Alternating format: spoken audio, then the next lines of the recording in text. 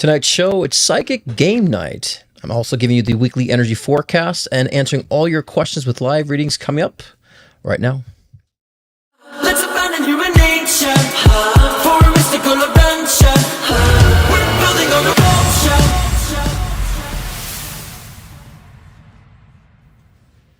Hello, beautiful souls. Happy Thursday Night Live. And welcome to the Cruisyverse. How is the second week of June going? And I have my iPad going off. Give me a second here. Last week was, or last live show, the tech issues were cray-cray, really cray-cray. And so it's been an interesting month so far. And as I said before, it will be chaotic, both, the dualistic nature of chaos in a good sense, but also chaos in the negative senses we talk about, as we can see in our world. And, just like there was a lot of astrologers saying that, July 4th, there's going to be like major energy and major things going off. And, oh my gosh, saw a couple of astrologers getting together saying, it's going to be bad in July. Sorry. Yes, I was saying June, July. Saying like, in July 4th, it's going to be major things in LA. And I'm like, psychically, nothing's happening, nothing out of the ordinary, nothing massive, nothing big. Only just, I was saying I saw like some fires, electrical stuff. You can see my last show. And that's exactly what we've been seeing. A lot of fires, air quality stuff. I did feel the air quality stuff too. I predicted that a couple months ago. And, so we're seeing that, in this July. So it's been a very interesting month. But how are you holding up? Because are you dedicating yourself into commitments that matter versus commitments that don't matter? Are you severing the ties that need to be severed? Are you grabbing onto, like I've said 2 weeks ago, are you grasping onto those things that you know that are right for you versus the things that are not right for you? Very simple, right? It's very kind of adolescent type of thinking right now we need to be thinking about. And so this is this week. So we'll see what's going to go on in the collective read with all that. I kind of have a hint of where it's going to be going. And then we have psychic game night again. So testing your psychic abilities. And so we'll get that going right after the collective read too, and then we'll get into the live reading. So get your questions in now. Let's put the overlays back up on here. As we can see, if you've got your questions in, it's 15 for a card poll, 20 for one question, 30 for two questions, and 40 for a live video here. The PayPal and Venmo links are in the description below, and our wonderful mod Nita will help you out if you have any questions about that. As she's gone through some surgery, so she's, sent her some healing energy as well. So no message from her tonight, but, just send her some good healing energy for that as well. And let's get ready to this collective read. And those who are in the room, welcome aboard. I was thinking I'll go one by one, but everyone who's here, good to see you. I'm just kind of browsing through everyone who's here. Welcome aboard. I'll kind of keep my eye on the chat, but let's shuffle these cards and get on into the collective read, shall we? And so just a reminder, this is the month that I said is the integration to celebration phase. And as we embark on it next week is where things really start to solidify when it comes to that celebration, in the sense of, I don't want you guys to think about celebration as a party, but the integration has been kind of in your life. You're starting to see a lot of the signs of, relationships coming together, instances or inspirations and things that you've been pushing forward starting to come together. So a celebration could be you've been trying to sell that home, and all of a sudden it's selling now within the second or the third and the fourth week of July. So this is kind of what we're saying about that celebration phase, things kind of starting to kind of come together, right, in that sense. So but let's see what we need to focus on for this week, the energy currents ahead for the week. And y'all, I mean, the fear-mongering going on in the spiritual communities is over the fucking top. And it drives me nuts because we need to be reminded that there are two different currents. There's a duality to everything, especially when it comes to astrology and or the currents that we're experiencing. There is a dualistic nature to everything. So we don't have to just highlight one aspect, one negative aspect or disempowering aspect or destructive aspect of what we're sensing with these currents. We don't need to be highlighting just that. We can look at the possibilities of how we can transform what the lessons are within the current. Right? The lessons within the current. Not so much we're damned and doomed to go to hell. Yes, I would say physical reality is like a chessboard, right? We have certain rules within the game board and how to play the game. However, we do have free will of how we wish to move those pieces and maneuver those pieces. So the more wise you are to maneuver around this game board of physical reality, the better off you will become. But so for some reason, people are not focusing on that for some reason. They're focusing on all what's embedded in stone and the Bible and this, and it's like, I'm going to tell everyone, get over it. Get over these things. It's getting quite irritating. We have a physical journey here and a spiritual journey, combined, that we have to understand the integration of that, right? So give me a couple seconds. Let me just tune into I'll get this collective read, because a lot of this fear mongering is just getting on my last nerve. And people are just like, oh my God. And people saying, I shouldn't travel and I can't go here and I shouldn't do this. And I heard I shouldn't do that. It's like, psychically, no, you're good.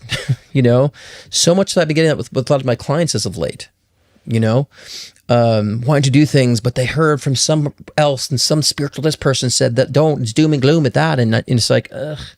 We all have individual paths. We all have ways that we're maneuvering around the chaos. Not everything is a one-size-fits-all type of ordeal when it comes to energy currents, as well as your own karmic path that you were on too, because your karmic path also outweighs the collective and the collective currents too. Even though we're experiencing it, we're maneuvering through it. And so that's very important to understand. Okay. Okay. Give me a couple seconds. Let me tune in for this collective read. Okay.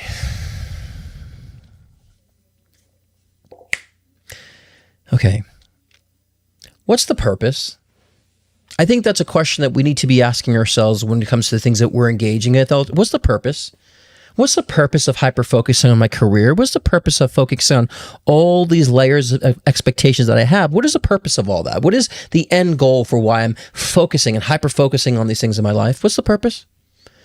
Right? Because so many people are just like grinding in this hamster wheel of I have to achieve, I have to accomplish. And they're in this cycle of they have to fulfill these things, but what is the purpose of the fulfillment of it?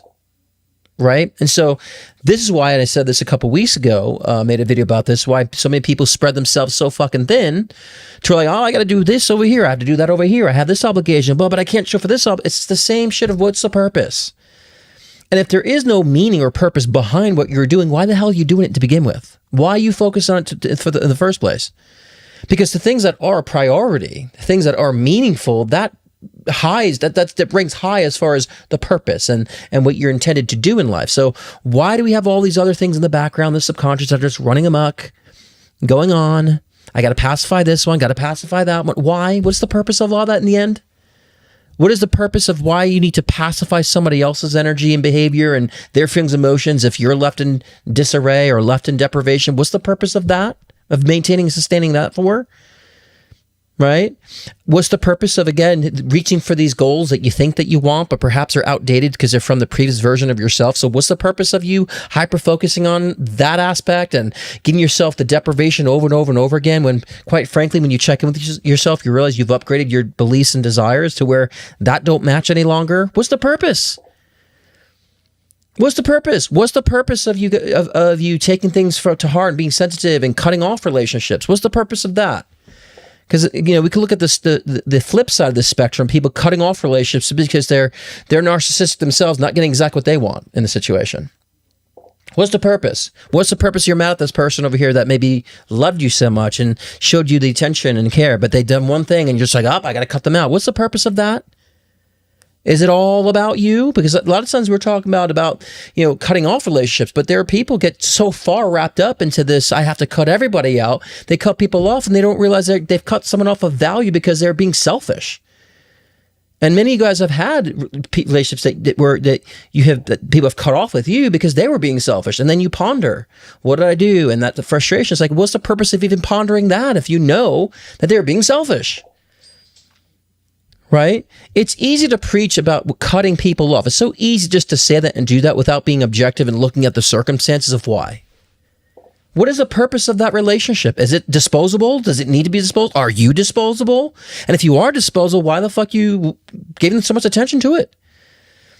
Right? And so, this is the week that we need to start thinking about this, because as we're grabbing on to the future and we're grabbing on to better relationships and better circumstances, we cannot keep holding on and playing this tug of war any longer, because that's what this week is really about. And understand that at some point you just have to kind of let go of those expectations, and so you can move forward and project more into the future as far as what is more aligned to where you're going and who is aligned with that and a representation of that, right?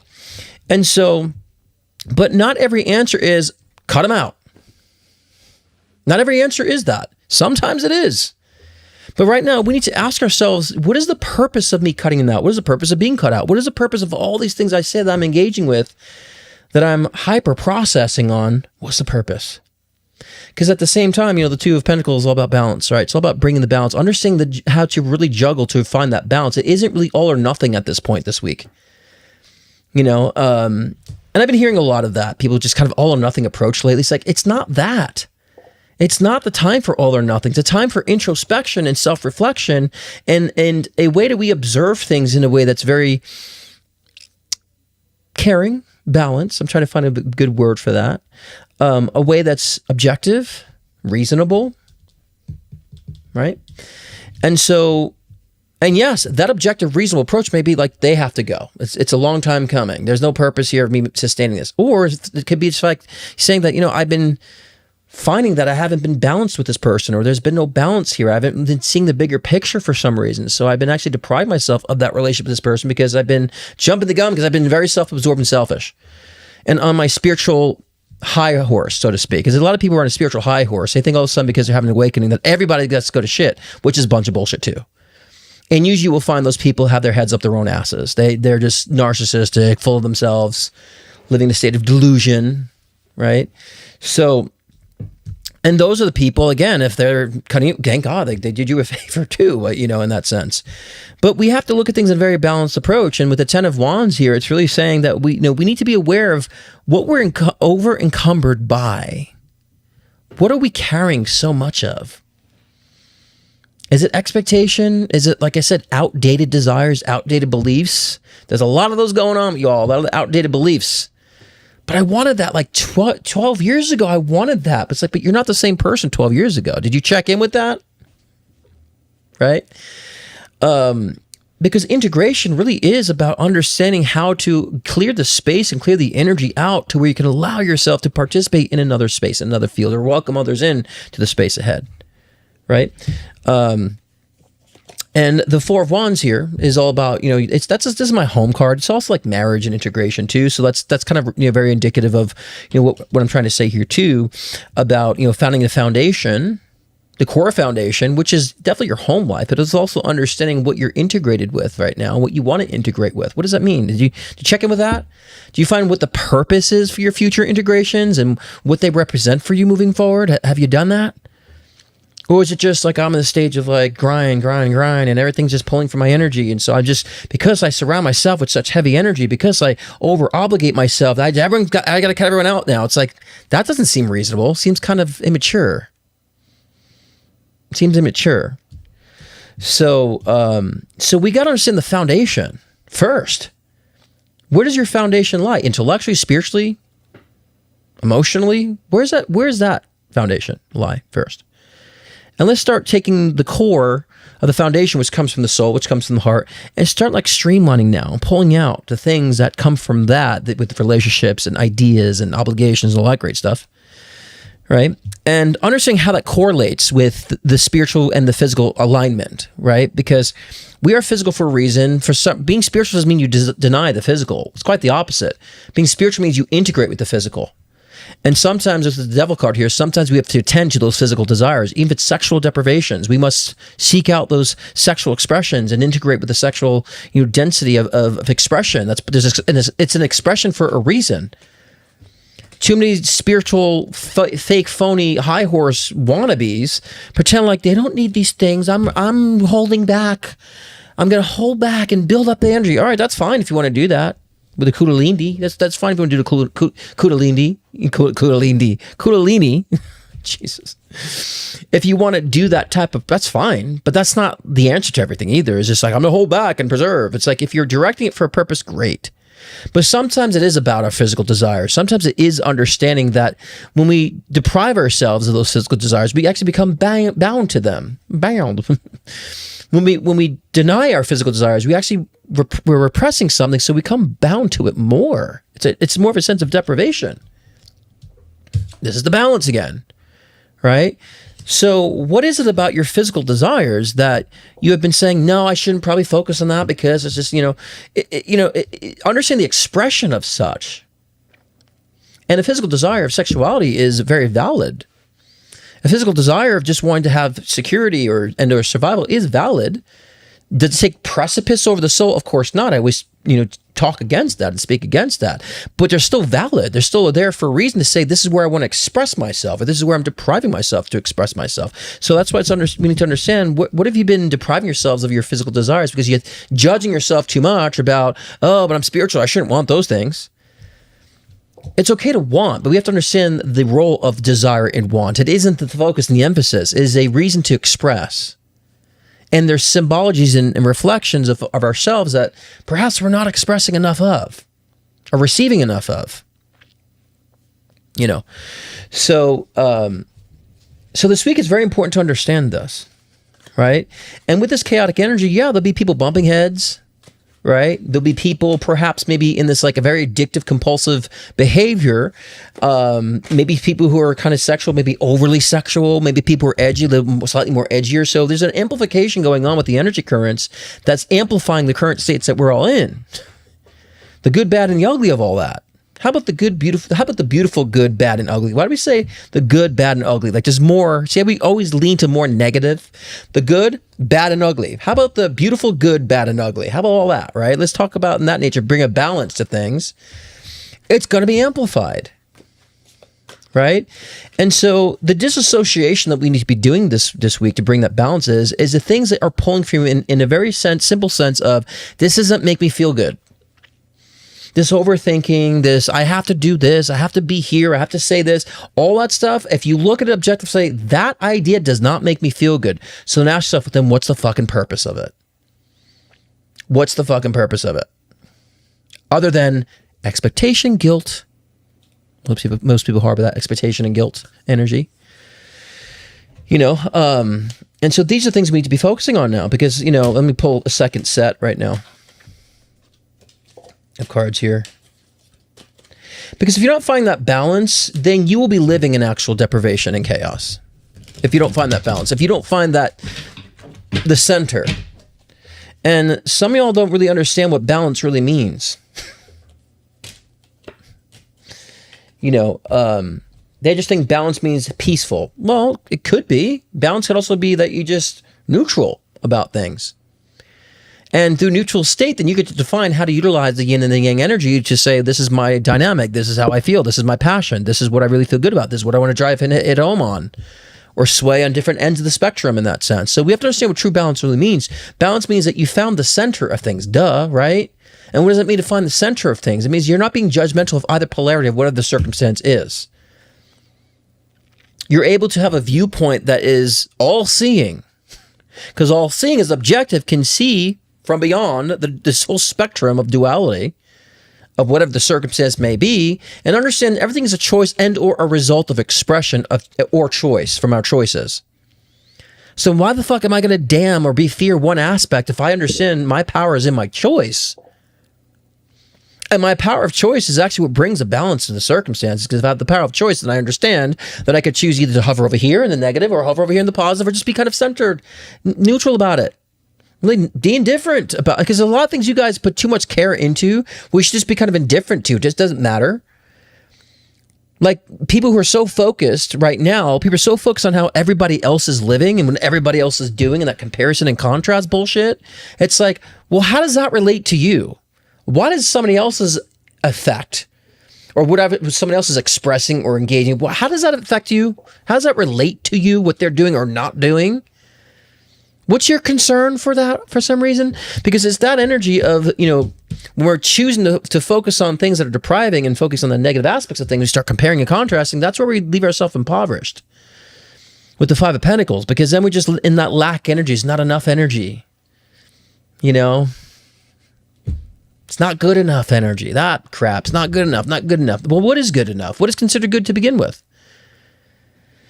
Right? And so this is what we also have to dissociate from, is stop comparing and contrasting and basing our value based on what someone else is doing or not doing. Because the Wheel of Fortune is saying, like, we are beginning a new cycle. Clearly, I said July is that starting point, beginning a new cycle, and a lot of it will be very heavy for people. A lot of it will be very kind of, contrasty for people and chaotic for people. And a lot of people just feel like, what's going on energy, right? So this is because it's a new cycle. We're slowing down and stopping other paradigms that we've been existing for so long unconsciously, bring it to light. And we're starting a new paradigm.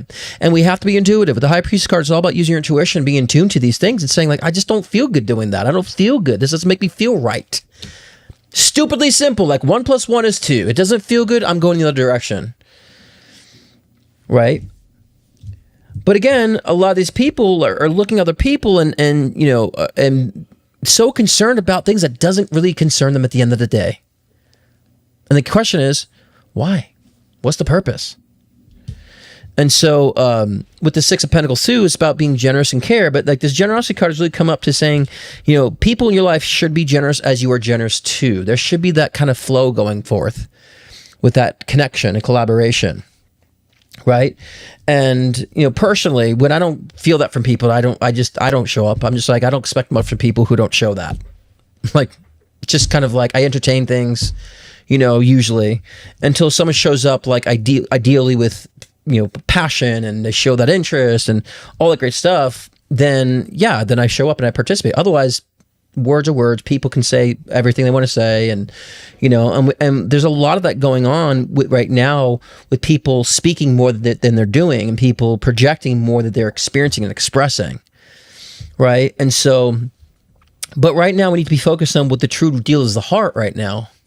It's not about religion. It's not about new age crap. It's not about even the fucking astrology right now.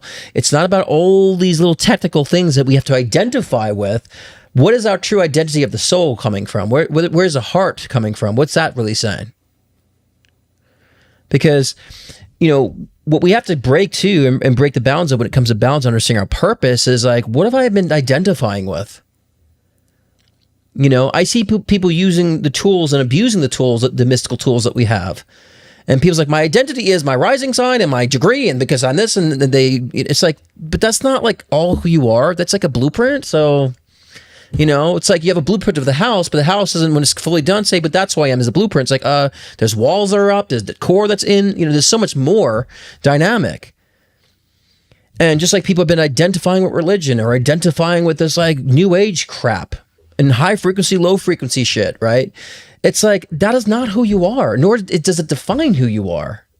These are templates. And why would you want to wrap yourself and your identity in these structures? And I see so many people going deeper into that because they're not looking at the center of self. They're not finding the balance of self and finding the center. So they're relying on these tools. And I've been saying crutches for the past 3 fucking months already with this. But this is the week we have to put this in gear and understand, I got to just release. There's no purpose to this any longer. I come to a point, unless people in situations are engaged, or unless I'm intertwined with it or engaged with it, everything else I just humor at this point. I've been like that for my whole life, actually. I just humor things.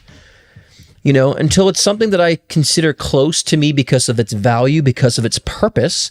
I understand this has true purpose for me moving forward, or whatever the expression is, or this has true value for me. Otherwise, all that other stuff out there it's not in that inner circle of mine, I just humor, entertain. It doesn't really cut deep for me, right? But we all need to have that objectivity. We all need to have that level of detachment. Because right now I see people, attaching to people like koala bears. Like, oh yeah, this idea, this, and it's just like, oh my God, like take a step back, take a breath, take a breather, and ask yourselves, what's the purpose here? What's the purpose? And so, in closing of this, before now we have fun, some of these people in the spiritual communities are so overdoing things, it's like cringe at this point for me.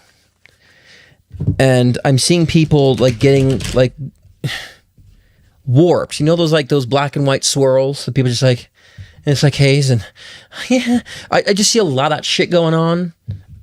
And it kind of annoys me when I start seeing that, because I'm like, can we break that haze? Can we break that psychosis? A spiritual nonsense, right? I mean, that's why I make videos kind of making fun of these things, because it's not how it's supposed to be. Those are just detracting from the true balance that we need to have, detracting from our true purpose of what we really define to be our purpose deep within, if we took some time just to fucking listen. And then we can utilize the tools that we have in spiritual communities as ways as like navigation, right? It's like taking a map and saying, this is who I am because I'm going to San Diego, so therefore I'm LA, I'm Palm Springs, I'm everything that's on the way to San Diego because it says so on the fucking map. It's like, that's your navigation, it's your map. You don't identify and say, I'm Los Angeles, I'm Palm Springs because that's on your way to San Diego. And that's what people are doing with these spiritual fucking tools. It's like saying, I'm the king of cups because I keep pulling it. It's like, no, it's a navigation tool. And so a lot of y'all need to have people in your lives, or need to, even those who are practicing, need to have a level of detachment from these things to bring reality, to the perspective of reality to the table, but also to understand, maybe I've had my head in the clouds, or my head up my own ass for a while. Maybe that's why things have not been moving. Because I've been so saturated with this that all these other people ask me to go places, to go out. I just have no interest in it. When meanwhile, that's the direction you should be going in with those people. Right? But we all, we all need to just get over ourselves to a certain degree. And we do. That's something that's telling our ego, get the fuck over yourself. You don't need all these things. You don't need information hoard. You don't need to spiritual mechanical hoard. All I need to do is get over myself and understand, can I just breathe? Can I just express? Can I just let go of this shit and disconnect from all that noise? Can I do that? And what I observe too, I've been observing since I've been online, spiritual people trying to compete with other spiritual people.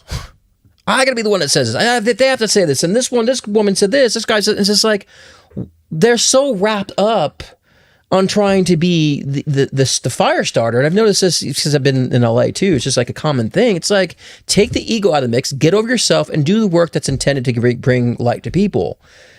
I've just been seen saturated. I'm like, I'm on my Instagram. I log in, I'm like, I have to mute these people. Because I'm like, oh, just shush. It's just noise. We need to be very in tune to the noise. The people are just bringing good insight. The people are just bringing good information, humor, or whatever, that's bringing a balance.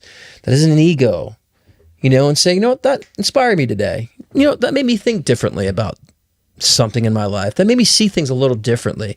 You want to surround yourself with that lightness, right?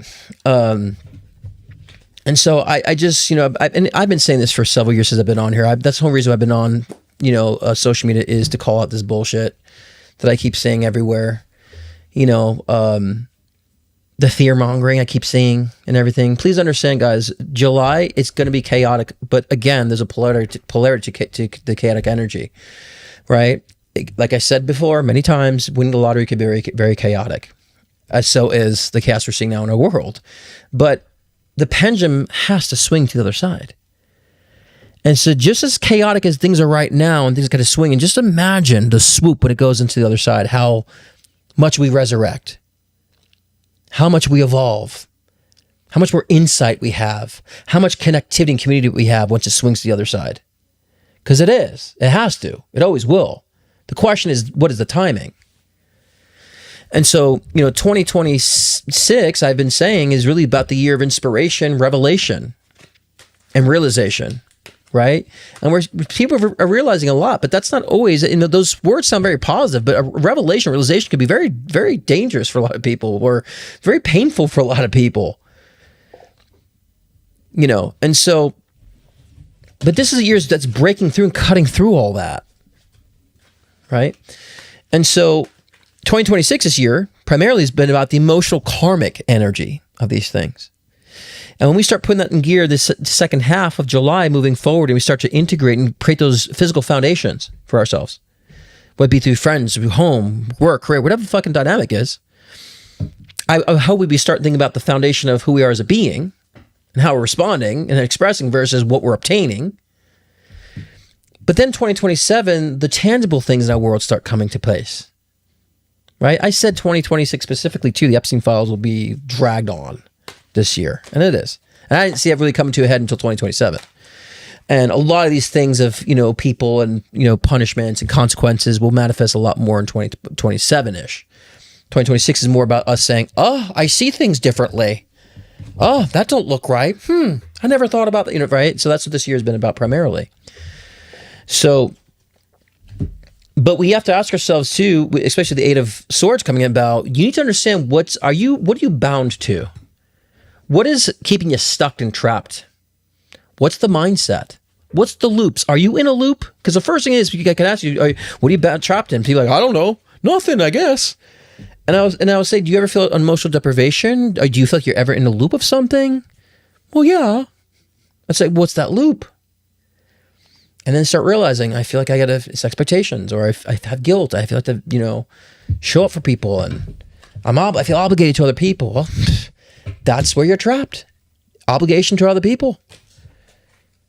Right? And so we have to ask these questions. One, what's the purpose of these interactions in these connections that I'm in? What am I learning from that? And ask ourselves, are you stuck in it? What are you stuck in? And usually the things that you're stuck in become 90% of your life. And a lot of things I just like to, because I like to keep things simple, especially when it comes to spirituality. I've done my whole research of the hieroglyphics and the quantum mechanics of this reality and the history of shit. It's like, doesn't help anybody. If you want to be entertained, I'll have entertainment night for that. But ask ourselves, what are we trapped in, and what do we feel? Because if we were to take a pie graph, and I'd love to make this kind of example, and you take a pie graph and you say, okay, divide up the slices of the things in your life to take up the most time. And so most people have like 90% is work, and the rest 10% is all these little slices of everything else. Is that balance? Is that how it's supposed to be? It's okay if you want to make work 50% of that, and then 50% has all the other stuff, and the work is fulfilling other aspects of finances, and you enjoy your work, and so that's cool. But that's a great way to see like where you're actually trapped, because you'll start realizing like 90% of my time is going to this, or 90% of my energy is going to this fucking relationship, and this relationship's toxic. 90% of my time is going to other people. 80% of my time is going to other people. 70% of my time is overthinking about how like everybody else is, and so then you start realizing I'm trapped in that cycle. Why? I need to do something to get myself out of that, to have more harmony in my life with other dynamics, right? This is the reflective period right now we have to be focusing on. Because the energy is not going to let up as we move forward. It's just not. The cycles are not letting up on the energy until you make these realizations. The energy will continue to be, like you always like there's a push, an undercurrent pushing, right? And if you're not allowing yourself to kind of take those pushes, you're going to feel anxiety. You're going to feel anxiety because you're pushing back. No, but I don't want to learn that lesson. No, but I'm obsessed with this relationship. I need it.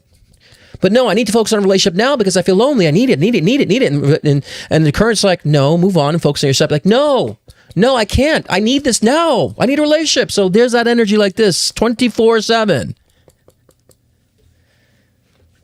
Trapped, stuck. And, we have to understand where we're at and what we're doing, how we're showing up and how we're not showing up.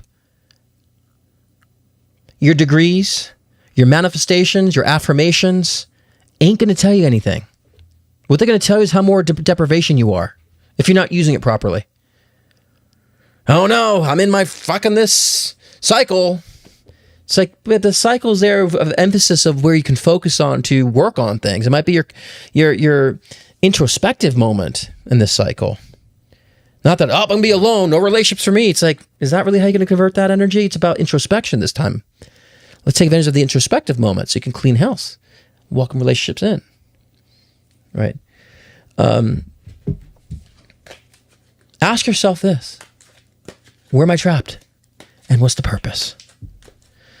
And when you do at least that little introspective work, then things become clear if you allow it. Many people don't want to acknowledge the fact of what's going awry. They just want to put a curtain over it because they figure if they don't look at it, then it's not going to affect them. It's like, oh no, what's going on behind the scenes 24/7?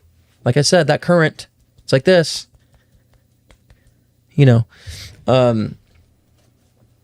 So when we do this energy, we allow ourselves to go with those currents. We move that block. Guess what? Oh, it's pushing me forward. because I understand the currents. I'm not resisting. Then I push forward. Life speeds up. You feel like life accelerates. Things start happening. You know, things are filling your space and time. Right? And then you have experiences, realizations, aha moments, all the great stuff. Integrations start happening naturally. But some of you guys are resisting that. Some of you are overthinking it all to where it's like you're not allowing any flow to happen. So you're just, again, I'm overthinking. Just let me over, and let's talk about overthinking for a minute, shall we? Because overthinking, many of you are just, habitually thinking negatively, which is what worry is, habitually thinking negatively. Many of y'all just like, everything's going to go to shit, but everything's going to go to shit, but nothing ever goes to shit.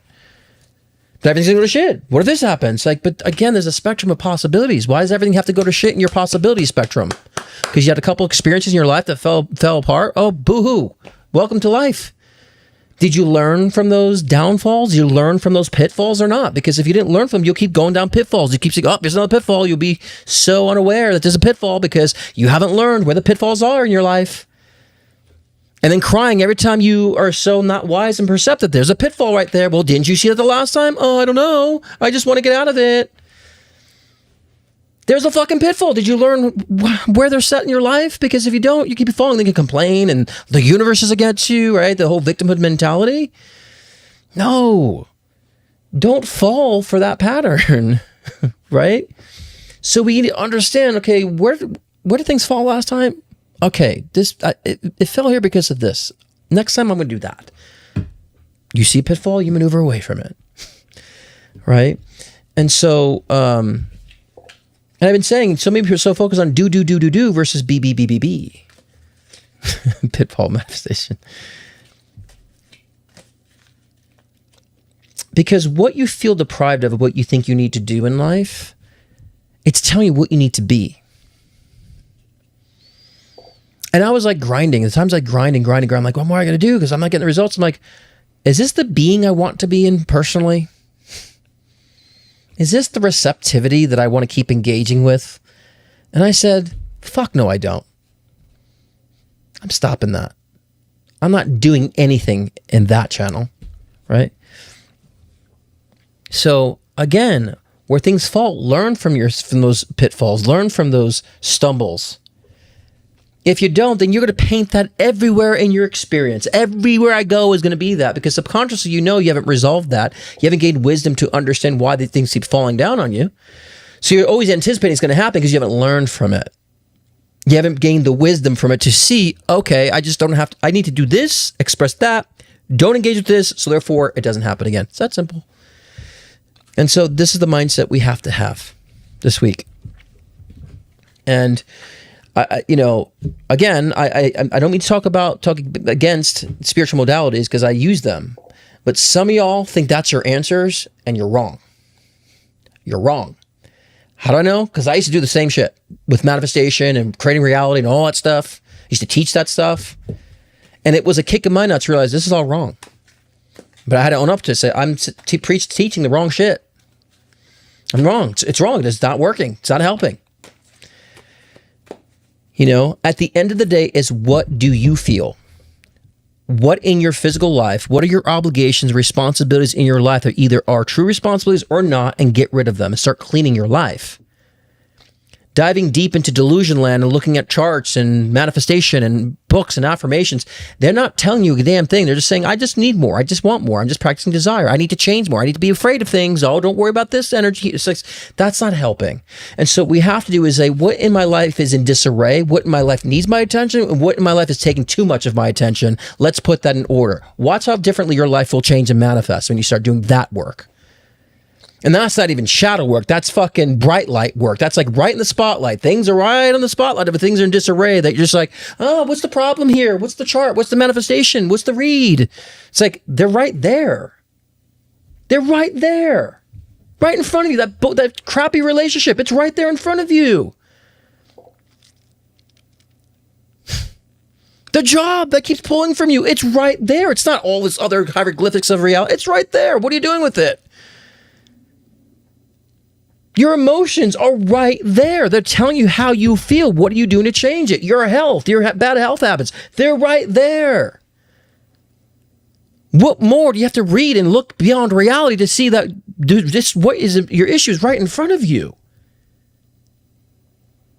And when you start cleaning that stuff up and take responsibility for those things, you don't need to worry about cycles, currents, all this other stuff. You're in tune because your psychic ability will let you know how to maneuver in your own reality with whatever the collective currents are, right? And the collective currents wouldn't matter so much to you. You'll still be objective to understand how the collective is shifting, but your participation in your own life will be contingent on how you feel and what you're cleaning up in your own life, and you'll maneuver accordingly. Because not everything is shitty in this world either. There's people struggling, but there's people who are not struggling. There's people who are sad, and there's people who are thriving and happy. So there's a mixture of people that are surviving and thriving in the shittiest of economies. Do you want to be one of those people, or do you want to be the ones that's going to be deprived of it and just so focused on what's the next cycle that's going to happen collectively? Once more, it's good to understand that, but at the same time, that doesn't define your own individual personal journey, how you maneuver through it. And this stuff, I keep seeing people getting wrapped up in this, again, the black and white spiraling haze of these terminologies and just so stuck in this. It's like you're not even seeing what's right before you. The shadow work, you know what you've done? Your shadow work. You haven't done the spotlight work. And what's before you? Handle it. Take care of it. And as you guys may know me too, that I'm always trying to demystify mysticism. People are over-intellectualizing the stupidest things. And the voice that we need right now is saying, it's simple. Spirituality is just allowing yourself to be in the moment, allowing yourself to evolve. That's it. You don't need the lingo, the terminology. You don't need all that stuff. If you want to, after the fact, for fun, fine. Go for it.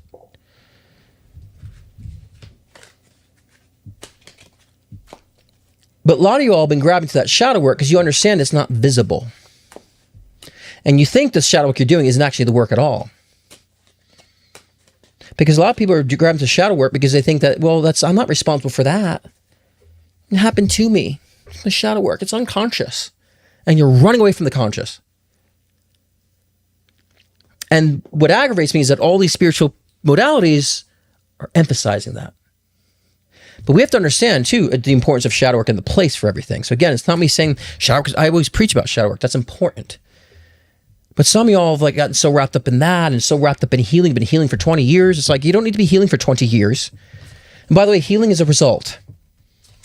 When you put things in proper perspective and you stop pouring salt on a wound, figuratively speaking, whatever the situation is, you start nurturing things in your life, healing is a natural result.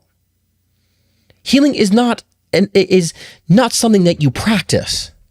And healing has become a practice. But once more, back in the shadows, right? So we have to understand both aspects of self. We got to stop running from the things that we've been doing unconsciously and consciously, and understand what loop am I in. Work. Mom, dad. Partner. That loop. But what's wrong with me behind the scenes? What's my future? What's my prediction? What's my past life? It's like, oh, but you're in a cycle. That's your problem. Right? And so we have to look at this in a way that is silly. We have to, and that's why I'm kind of having this tone with this, because it's silly when we do this, because I've done it, been in it. And sometimes I find myself getting in it. The brain is going to be, it's all about patterning with the brain. And it's going to be in repetition. That's how the brain is. And we're in our head all the time. There's always be by repetition. That's all the brain knows. And you're not living from the heart and soul, because if you are, then there's spontaneity to your life. There's like inspiration and intuition. And so when you're not loop, you're just coming from the mind. And it's just meant to keep in a loop. It's just what the brain does. But we should look at that saying, that's silly. That's dumb. What am I doing? We should see that as being silly. So then we can understand, got to correct that, But that's what this week is about, right? Don't worry about, like some people say, I don't feel like I'm spiritual. I'm not connected to spirit. I'm like, you are fucking spirit. There's no way you cannot be spiritual. And all because you're called to focus on tangible things, that's part of you too, as above, so below. This is still a spiritual experience when you focus on density and physical expressions. Own it. Oh, I haven't meditated in a while. So fucking why you haven't meditated in a while? You're living life. Good for you. You don't need to meditate. I mean, meditation is intentional. Like I go into meditation if I want to commune with guides, ancestries, certain entities, or if I just want to channel an idea that I just can't because my brain is in the way too much, so I slow down the brain, patterning so I can be more clear about what I'm receiving, right? But most of the time, because I know I'm soul and spirit and I'm walking to soul and spirit, I'm getting this inspiration while I'm awake and doing dishes or whatever I'm doing. Once we find a way to stop separating ourselves from ourselves and understand that it's all integrated with ourselves, every part of it, I am spirit, I am physical, it's all one, then we can understand what we need to connect with and integrate with and what we need to separate from and disassociate with. Okay? So that's the importance of this week, like I've been saying. Okay? And having that realization, having that understanding. Because life is complex, but it's not complicated. We're all making it complicated because we don't want to show up and serve, ourselves in a way saying, yeah, what? I don't want to do that anymore. I'm not doing that. It doesn't make me feel good. And meditation is different ideas. Meditation is really just connecting with yourself, right? So if you can connect with yourself, then you're in a meditative state. You're coming from the soul, coming from the spirit. And you want to find yourself the saying that's like, what's disconnecting you from that? What's disconnecting you from finding that soul and spirit energy? And the things that don't correlate with that, got to go. They got to go. That's why a lot of times people think I'm aloof as an Aquarius. Because I'm like, people who are not close to me, I don't take you that seriously. People don't show up and connect, I don't take you seriously. And so then people think you're not bothered by things. I get this my whole life. Like, you're not bothered. You don't get bothered, upset. Like almost like people want to try to get me upset because they want to get some emotion. I'm like, you don't mean that much to me. And I'm just being objective. Like, you are. I'm not integrated with you. No big deal. And so I get that all my whole life. Like, why are you not bothered? Because you don't mean that much, or it doesn't mean that much to me.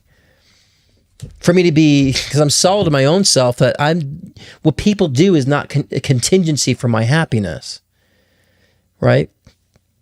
Now, meaning is different than love. I can love someone or love something about people, but they don't have a high value of meaning for me, right?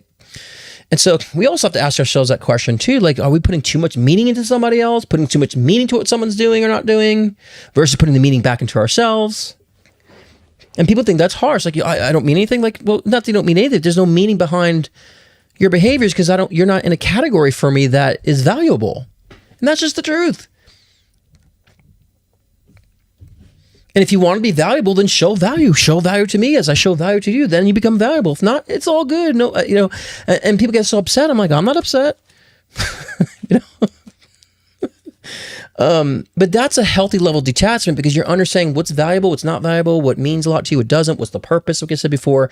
You want to be in that positioning because a lot of guys are feeding a lot of crap that don't belong, that not coming back to you. A lot of guys are feeding ideas that are crap and not coming back to you. And we just got to be conscious about that. Okay. All right. So let's see what we have next in close. I think it's closing. Then we get to the light. And I'm so over the fucking trends, dude. That's another thing I was, talking with Iggy about. Iggy and I always kind of since we first met, that's been our alignment. The whole trendy bullshit, the Lionsgate 888, which is not even fucking accurate, and all this kind of bullshit, and the people say because of this and all. It's just like, I'm so over the trendy shit. Like, I've always gone the opposite direction of the trendy stuff because it's like, that's just like a herd mentality. That's just like, people are not really thinking. They're just hopping on a train because someone said so. Not because there's any type of critical thinking involved that creates wisdom and individuality. It erases individuality. So I'm always like, turn my nose up at certain trends, especially within the spiritual communities, because it's like, they're not doing anything. It's just like a bunch of BS. 888 portal, it's like, but that has nothing to do with astrology. If you're focused on 88, that's numerology. So, and the astrology's off, so it's just like all these stupid trends. And it's like, if you can disassociate from that and be objective enough to like, okay, that's what's going on, fine, and find what you feel. Because I know a lot of you guys probably smell a lot of bullshit and a lot of these things too, but you're just like, but everyone else is saying it, so therefore maybe I'm wrong about it. No, maybe you're right about it. Maybe they're all wrong about it, because most people follow trends are probably they're just wrapped up and influenced.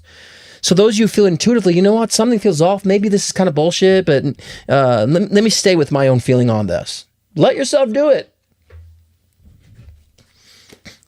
Because there are a lot of guys who are ahead of the curve on things, but you don't trust yourselves enough, so then you just go back and fall into the trend yourselves. Because you don't trust your own intuition on things, right? And you can always question your intuition. Well, why do I feel like it's bullshit? And you could be like, it just, something feels off about it. I don't not want to believe in it, so just a feeling that I get. And then you can research and find out, it's something, some bullshit to this, or it doesn't matter. Or this shouldn't be a trend. This shouldn't be overly emphasized, and right? So that discernment and intuition and developing the wisdom to decipher situations is what spirituality really is. It's what it is. Because many people follow these trends, but they can't find their way out of a paper bag. There's no wisdom to find themselves out of situations and circumstances. Do you want to be that person that can analyze a trend to death and speak about the trend to death and comment about all these trends and all the information and who's wrong about the information? It's like, do you want that? And you can't find yourself out of a paper bag, or do you want people to be objective and not say that's not important, but I can actually maneuver in life? And I have the wisdom to discern, I have the wisdom to maneuver, navigate, and to express. Isn't that better position to be in? And this way you're disassociated and detached from the conditional elements and aspects in life that keep you bound and keep you in limitation your whole life. I don't know. Maybe it's me. I'd rather go the opposite direction than the trends. The FOMO crap is where that comes from too. I'm like, I'm almost, when I'm in a trend, I have the fear of being in one. I have the fear of being included. I have phobia. I have the fear of being included. I don't want to be included with that, so some have FOMO. It's like, no, I have phobia. I have fear of being included, exclude me from that, please. Because you want that individualism. You want to be able to see truth in everything and take the truth in things and make your own perspective on things and your own journey, your own navigation, your own. And that's what we have to say as individuals. Not so much we're creating our own reality where we can manifest people, which a lot of people say, how can I manifest a person? I'm like, really? Do you want an ugly person to manifest you? Well, no. Well, then why are you trying to manifest someone who doesn't want you for? Like, as far as creating our own reality, like we're allowing ourselves to shape our perspective so we can have our own journey. That doesn't mean people don't exist in it. It doesn't mean that reality somehow just like reprograms just for you because you're the only one in it. Wrong. It's like an online game, okay? We're all logged in, and there's real people that are playing, and there's NPCs that are computer programmed in the game too that exist, okay? But we got to go back and say, what's the purpose of all these things? What's the purpose of the trend? What's the purpose of why I'm engaging here? There's a meaning there? What's my center with all this? And that's where we're at this week. Okay, I went a little longer than usual, but that's okay. But we're going to start Psychic Game Night now. I had to get that out of my system. Because sometimes I watch this shit, I'm like, oh my God. And people have like large followings. I can't think that these two astrologers went on there saying, guys, something this year is going to happen on the 4th in LA because the astrocartography and this, that. It's like, but it's like always busy. Something's always going on in LA. It's big. It's on this, the energy. It's like, oh yeah. And I had to like go on and say, cyclically, there's nothing going to happen, guys. Just like your normal holiday stuff, normal holiday chaos. There'll be fires. There'll be electrical shit. As we've been seeing continuously happening, but it's also summer. There's always fires in the summer, dear. And weather extremes and all that stuff too, which have been amplified because of the state of the world. The state of the world is very tense and people are very charged, and so it's amplifying temperatures too. But nothing out of the ordinary. And of course, the next day, nothing happened. They're not like to correct themselves, say why. It's like, oh, here's my new course. Anyways, I can go on a soapbox, but it's game time. I love you guys. But again, remember guys, what is the purpose? Ask yourselves, what is my center with all this? If everyone's over here, everyone's over there, where's my center with that? What do I really believe? What's my insight? Right? And that's what we're doing. Okay. I'm going to take a short little break and run a little commercial because I want to get set up for game night. So here's a couple seconds. I'll be right back. And yeah, give me a couple seconds. We'll have some fun with some game night. Are you or your loved ones suffering from CRDR like this?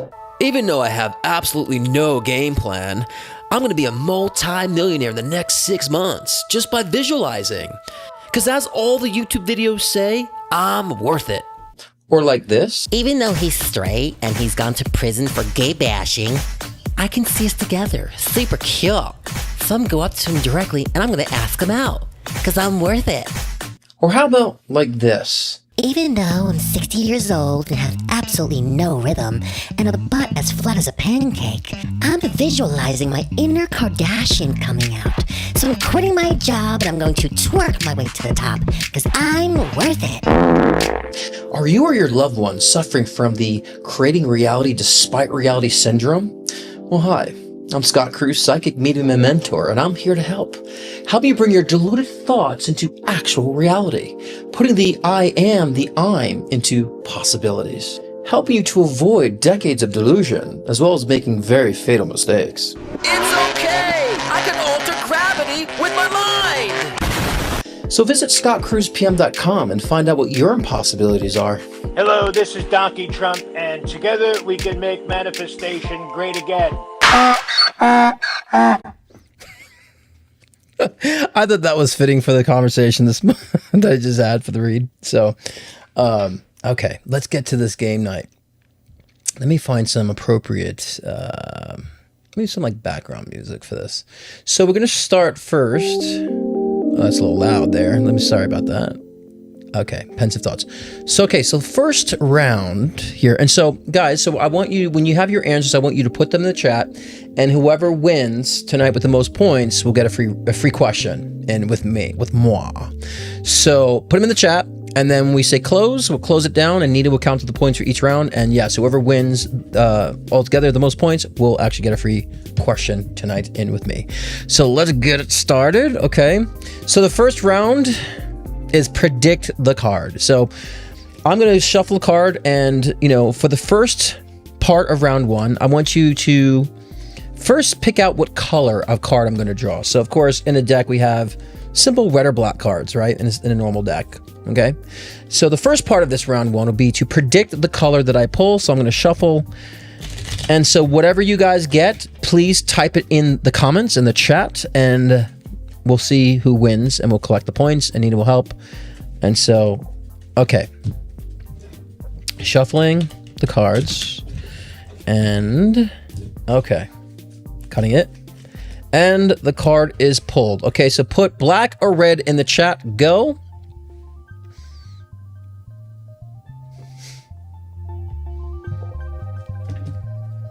Black and red is the only one. Can I extend this longer? Yeah. Oops.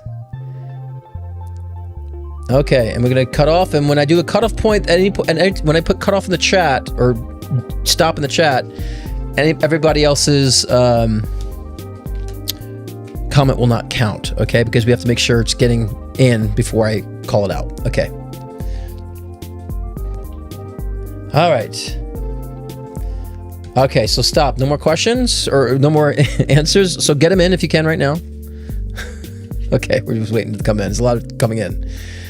Okay, so this is part one. I'm going to put end of part 1. Okay, that's for Nina to decipher so she can go back. Okay, so it was a black card. So we didn't have to know about the number or suit. Just those who got black get a point. Okay, so we're going to let Nina take her time to do that. So while Nina is collecting the points on there, the next part is going to be which suit is going to be pulled. So it's either going to be diamonds, or it's going to be a spade, club, or a heart. So these are the suits in the deck. So those who don't know, okay. So it's going to either be a diamond, a spade, a club, or a heart, okay? One of those four. So that would be the next question. What is going to be the suit? I would, I'm going to put start part. Okay. But I haven't pulled a card yet. So if you guys are getting ahead of yourself, I haven't pulled it yet. But if you want to be psychic, then that's cool too. So we'll just see. I'm going to shuffle them. You could either wait until I pull the card, or you can actually do it before. That's cool too. So let's see. All right, which suit? Okay. All right, get your questions. Get your answers in it now. I'm so used to that. Which suit? Club, spade, diamond, or heart?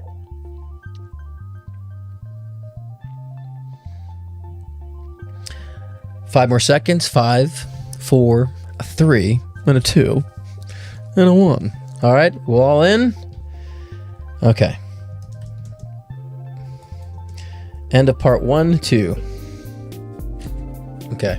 I think the most time it's going to take is just waiting for the answers to get in. Okay, end of 1, 2. All right, here we go. Okay, so those of you... Okay, waiting, more coming in.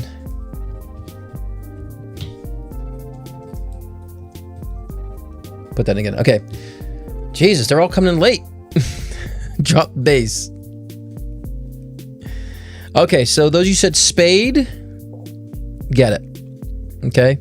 And Nina, let BI come, BI 6299, because I said spade and they same time, so they didn't do it after. So from that point forward, Nina, if you can. I'm trying to give you time. Hopefully you can write it all down. So far, those who said it correctly, actually, I'll go back. So, and I'll do it to help out. So, Rachel Mayfield said spade. She got it. Nicole Drake got a spade. She got it. Just to help Nina to count.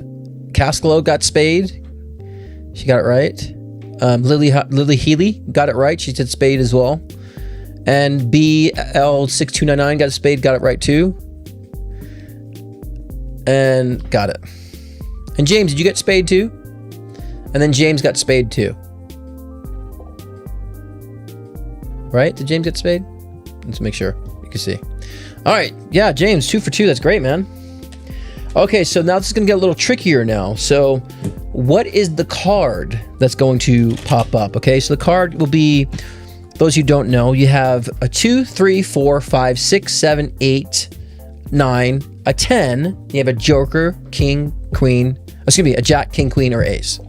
Okay, so what card do you see? Now, it doesn't have to be the right suit, the right color, anything like that. Just what card do you see? A 2, a 3, a 4, a 5, a 6, a 7, a 8, a 9, or 10, a jack, a king, queen, or an ace. Which card do you see? We'll put that in now. I'll put start part 1, 3. Okay, so I'm going to shuffle the card. So again, 2, 3, 4, 5, 6, 7, 8, 9, 10. Jack, king, queen, or ace.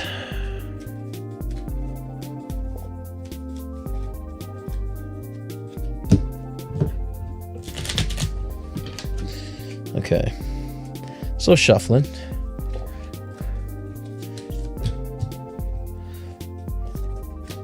Okay. Put them in. Either 2, 3, 4, 5, 6, 7, 8, 9, 10, jack, king, queen, or ace. Which card do you see?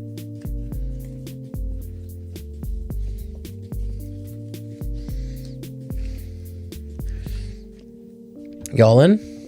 Are y'all in here? Iggy, or James, did you get it in? Which card? A 2, a 3, a 4, a 5, 6, 7, 8, 9, 10, a jack, king, queen, or ace? What do you see? You just need the number. You don't need the spade or color.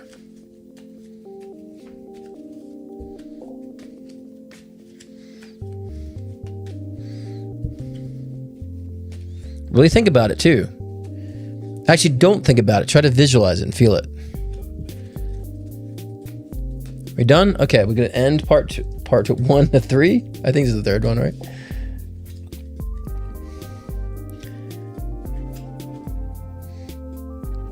Okay, some of you guys are interesting. All right, so let's see here. So who got? So we started with 5. Okay, so there's 2 actually. There's a 2 of spades, and you guys didn't need the suit or number, and the jack. So I'm gonna give it to those with jack. The reason why there's 2, because when I pulled the 2, the jack fell out, and I was like, should I pick the 2 or the jack? So those who saw the jack will get it. So whoever got a 2 or a jack will win. So let's see if anyone got the 2 or a jack in here. Red 5 jack. Red 5 jack. So Iggy got it because he got a red jack. I'm there. We'll give it to Tracy because she got the jack. Oh, wow. Ultimate Beast from Beyond got a 2. She got it right. That was the first initial card, so she gets a point. We'll give City the Jack because it was Jack came out. Lily Healy got a Jack. She gets a point. Darmaski 108, she gets a point. She got the Jack right as well. All right, that was good. All right, so this is the last section for the cards, okay? This will be what is the actual card. That means the suit, the card itself, and the number. Well, actually, the suit and the card, the suit and the color would be the same. You know, so what would be the suit and the card? Okay, starting right now, we're going to start part 4. After this, I'm going to show pictures of people who've passed on. You tell me if they passed or if they didn't pass or how they died. We'll get into that for the second part. So the card part is over here after this last round of the cards. So, okay. So which card and suit? 2, 3, 4, 5, 6, 7, 8, 9, 10. Jack, King, Queen, Ace. And is it a heart, spade, diamond, or club of that card that you see? Put them in now. I'm going to shuffle them now.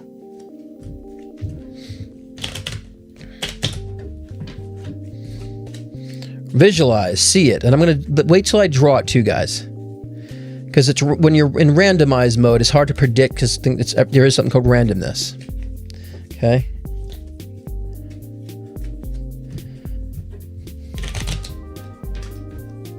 Okay. All right, card is pulled. Now, think again, guys. Okay, because I just pulled a card. Randomness does exist, so it's hard to predict a random, turn of events. That's, so I pulled the card now. So if you want to change your answer, you can put that in. Okay, you want to change your answer. But yes, so put them in now. Try to visualize.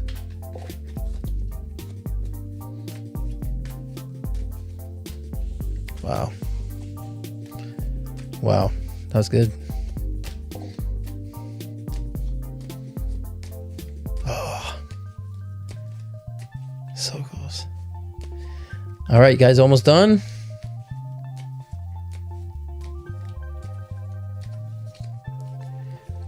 Iggy gets it, yeah, okay.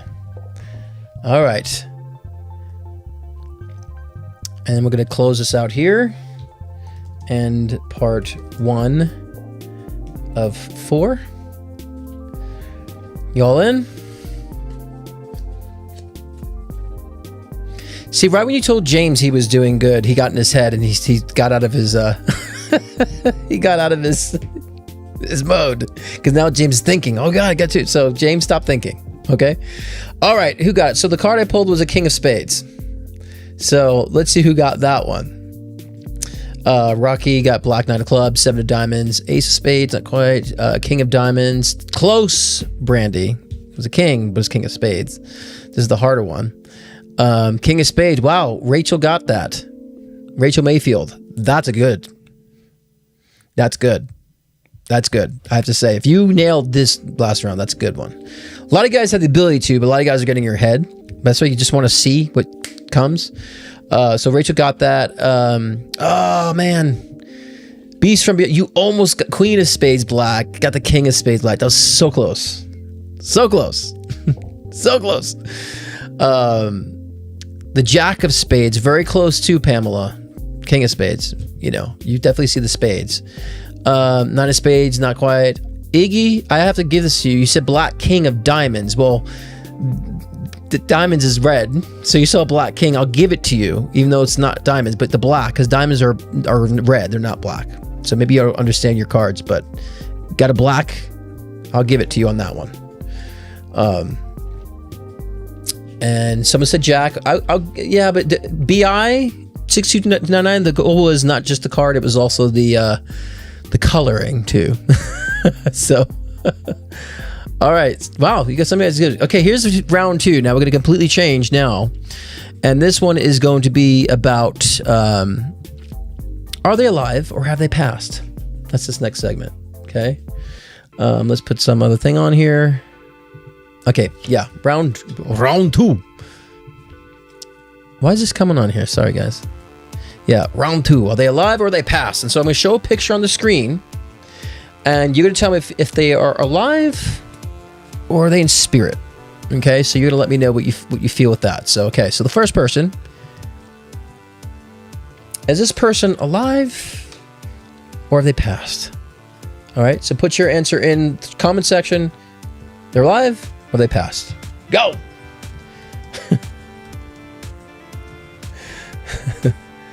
Alive or passed? And if it helps, his name is Valery Spindornov. And I just froze again. What the fuck is it called? Hopefully I can, I just froze again.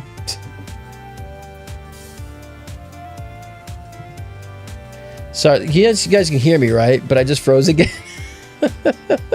There we go. Here we go. Let's try this again. Sorry, guys. Actually, I probably shouldn't tell you the name.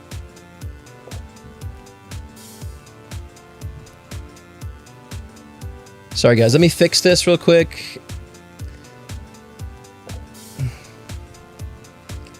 Okay, let's try this again.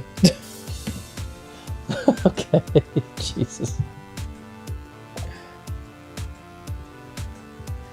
Okay. Let's try it again. Nita, you ready for a laugh? Because you see my iPhone on there? She's gonna laugh. Okay, give me a second, guys. You know why? Some jackass just started to call, too, on my phone. That's what made it go away. Okay, let's see if we can get this. Ay, ay, ay. Sorry, guys. Get your questions in. We'll see. This is really shitty right now. This is happening right now. Alright, guys. Bear with me 1 second.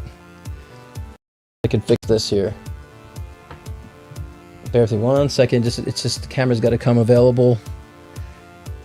This is awful right now. Sorry, guys.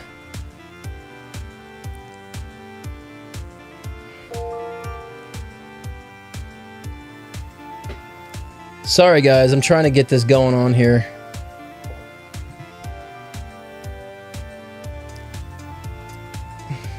This is so annoying. This is rather irritating.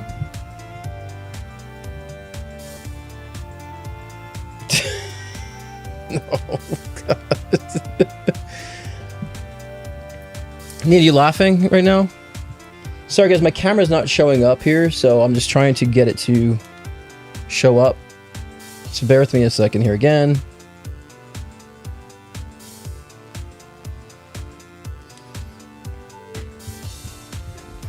Oh my gosh.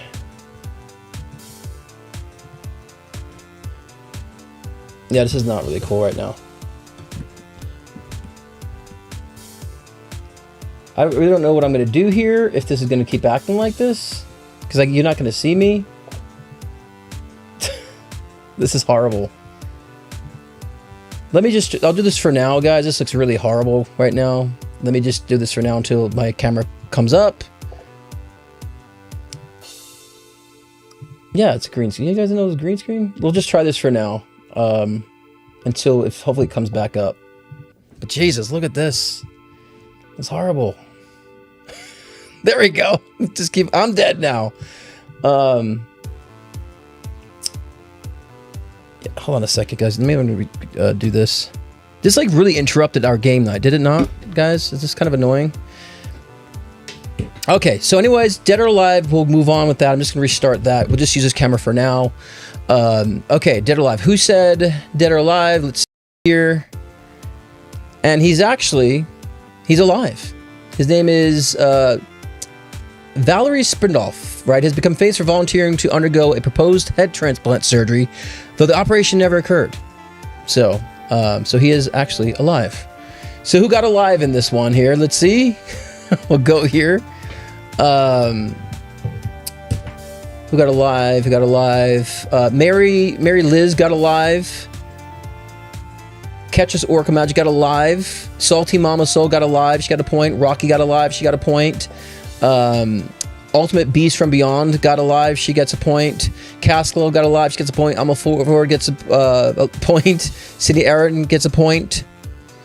And Lily Healy gets a point as well. And Scott Pass as well got a point, of course. Yeah, so did you get all those, Nina? Who got them right? Okay, I think so. All right, let's restart this phone. Can you believe this? I look like crap, but I'm using my, this is my, like, monitor, the webcam on my monitor. It looks horrible, but for now, we'll see if this works again. Okay, so next person, we'll keep going. The show's got to keep going on, right? Here's the next person, dead or alive. I gotta mirror this too. There we go. Jesus Christ. No. Wait, gotta do this. There we go. Okay, dead or alive, guys. Put it in the chat, please. God. This looks like when I first started doing my live shows. This look. All right, so this person here, dead or alive. I'm not gonna say a name this way you guys don't look them up and find out. Dead or alive. Please work, Spirit. Please, please work. I want my camera back. Dead or alive?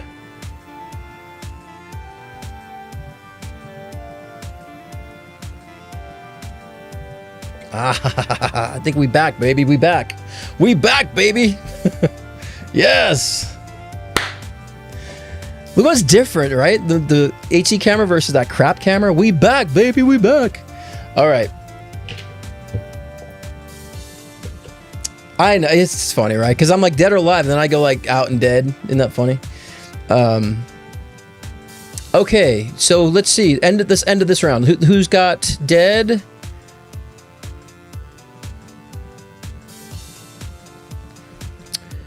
Okay. So whoever got this right, his name is actually Tsumu Yamaguchi. He has passed on. He survived both the Hiroshima and Nagasaki atomic bombs, later dying in 2010 from stomach cancer. Isn't that crazy? He survived 2 atomic bombs, but died in 2010 of stomach cancer. Isn't that interesting? So yeah, he's passed. So Horton Sugar Hope gets it right. Pamela Johnson gets it correct. Gets a point. Catch Oracle Magic gets a point. Ultimate Beast from Beyond gets a point. Poetic Inspiration gets a point. Abby Coe gets a point. Alma Ford gets a point. Sydney Aaron gets a point. James gets a point. Lily Healy gets a point. Iggy gets a point. Miss Cat gets a point. Jen KMZ gets a point. Iggy gets another point. No, he does get a point. Yes. So that's it. Okay. Isn't that crazy though? Survived 2 atomic bombs, but died later on with stomach cancer. Isn't that crazy? Okay. All right, next person. We're going to speed this up here because those tech issues definitely like pulled out some time here. Because we're going to get into their live readings. Dead or alive? This person. Put in the chat right now. We'll cut round 2, 3. All right. Pass. What do you feel? Just like read the energy of the person, right? And say spirit or in physical. What do you feel like?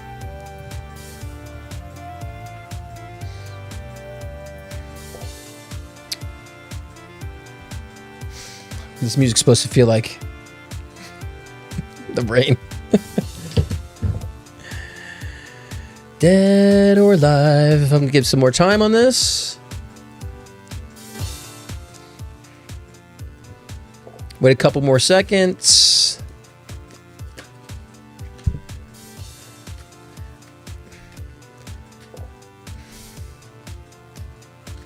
All right. Okay, we're gonna end. All right, and that's it. Time is up.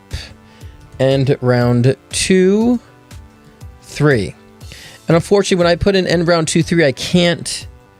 Those who enter after I put that in, we won't count those because I can't. I don't know if you're behind. You might have heard me, so we don't know. So, okay. So this is Timothy Treadwell, and Treadwell lived among Treader lived among wild bears in Alaska for years, but was killed by a grizzly bear in 2003. So he's passed on. So let's see who's got that one correct to get the points in. Okay.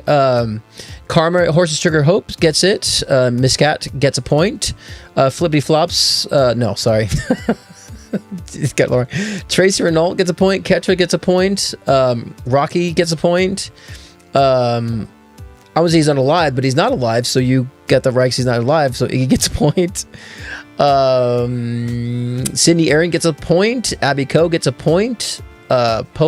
Poetic Inspirations gets a... no, sorry, doesn't get a point. Sorry, I'm just reading. Mary E. Liz gets a point. Casco gets a point. Lily Healy gets a point. And that's about it. All right. Sorry, Dad, you were too late after that one. You put Deadwill after I said done. Okay, and then we have... I'm going to skip a few for time's sake because I have a lot on here. Let's do this guy. Dead or alive? Put your answers in the chat right now. Was this like round 2, 4 or something? Is this the 4th one I did, I think? Yeah, so put him in. Is he passed or is he alive?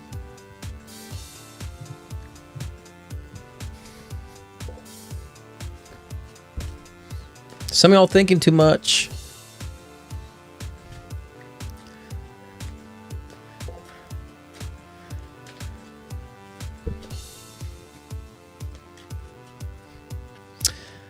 All right, couple more seconds here. Iggy, you don't get a half a point. Screw that. But I guess it's it's trying to. He's like, he's dead and alive. He's both. It's no point for that. All right. I do have dimples. You just can't see them.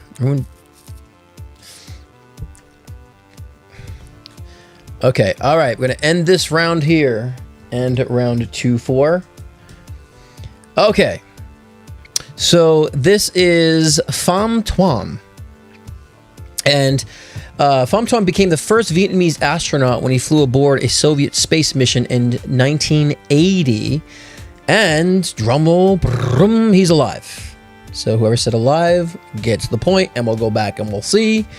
Tracy Renault gets a point. She says she got it. Horse's Trigger Hope, alive, gets it. Catcher's Oracle Magic gets it, a point. Mary Liz gets it, a point. Abby Coe gets a point. Casklow gets a point. Monica Sansavaska. Wait, Novaska. Sorry, it's font so small on my screen. I'm trying to read it. Gets a point. Jennifer Cruz gets a point. The Beast from Beyond gets a point. McKenna 8888 gets a point.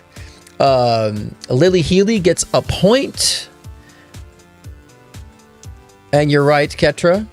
This is from a show I did 3 months ago. I just repeated it. Yep, I figured some of you forget. So yes, you've seen this. Julia Fox gets a point. Yes. All right.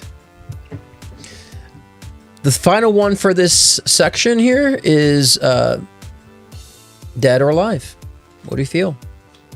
I could be tricking you. I could be reverse tricking you too.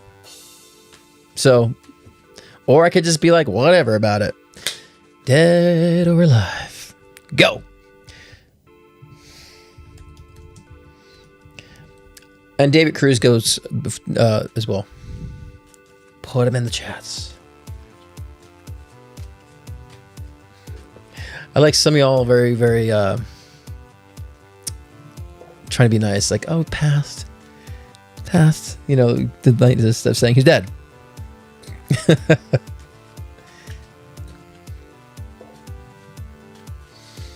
I like seeing a lot of those come in. All right, I'm gonna wait a couple more seconds on this one too.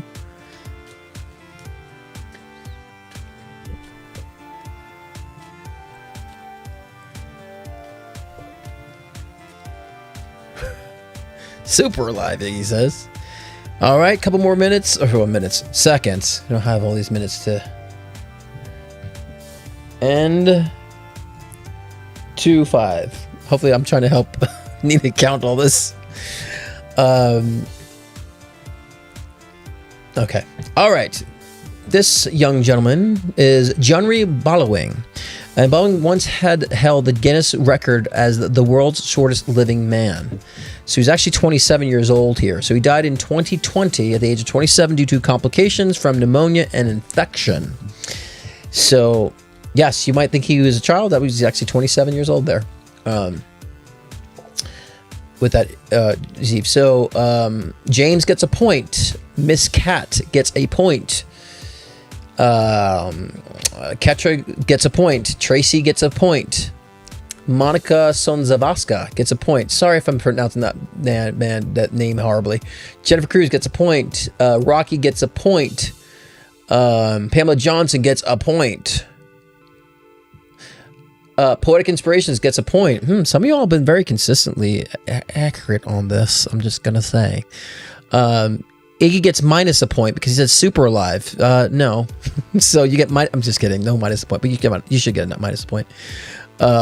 David Cruz gets a point because I came in right after. So, okay. So that's round 2. Round 3, now I'm going to ask you how they passed. Okay? So this is going to be the final round. And the question will be, as I need to get rid of that, how did they die? How did they die? Okay? So now I'll take, even if it's like not so specific, you say like if you feel like a sensation of the body, and or some sort of whatever the force is or whatever the case is, I'll be very lenient on if it's like certain related to the body. Like say if they got shot in the head, be like, oh, I feel head issues or something. I'll let that go. And so that's what we'll do. So okay, here is the first person. How did they die? These two, if you can see it. Hopefully you guys are on your phone. It's not too small, but there's so much going on the screen right now. I change the music for the segment. How did they die? Love you, Sydney. You leaving?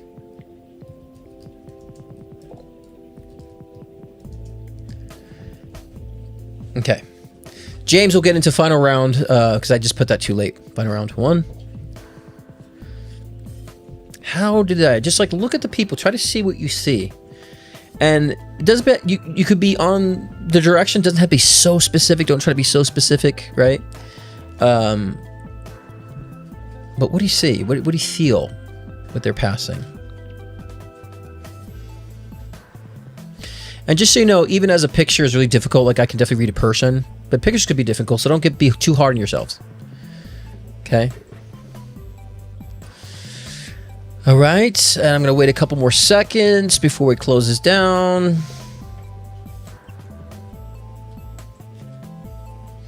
And what sensations do you feel?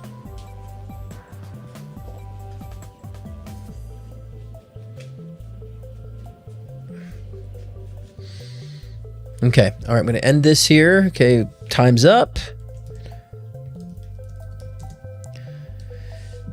Okay.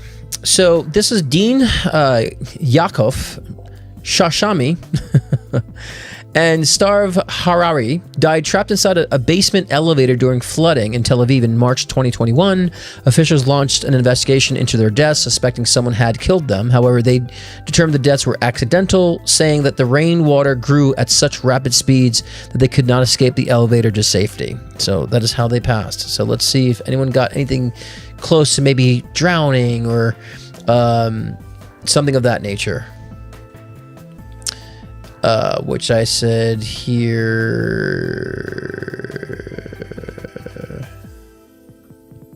Okay. James actually got the point. He got it right. They drowned. So James gets a point. And no cheating. Okay. At all. But James got it right, drowning. Fire, there's car accident, elevator. Ooh, Abby got it on the money. She said elevator. Abby gets a point. I mean, she literally. Guys, and don't cheat, please. And if you already know, don't say it. I try to find ones that people don't know about. But yeah, but Abby got it right on the money. Karma got elevator. Same. Yep, same. Got Karma gets a point. I feel like some of you guys are going back to my other. Please don't go back to the other. Please be accurate on this. So yes, you just remembered. See, maybe I shouldn't have done that. Okay. All right. Next we have. Actually, you know what I'm gonna do? What I'm gonna do right now, really quickly, just to make sure. Hold on a second, guys. I'm just gonna make my other show private just for a moment. Just to make sure, not that I don't trust you all, but just for my conscience. I'm just gonna leave it private. Okay. Let's do that for now. Save. Okay. All right. Okay, so the next one is here. I just set my other one to private, so people won't go back and just, but it'll be hard to do it anyways. Okay. How did she pass, this person here? How can they remember from that was 4 months ago? That was 4 months. I didn't even remember. 4 months ago. It's okay. I put it to private anyways. So yeah. So how did she pass? What do you guys feel? If you guys remember, just refrain from answering. It's only fair for others. But I didn't even remember. I remember the first time reading these ones. So what do you feel? So and again, like I said, if it's a certain body part you feel, right, just dive it in.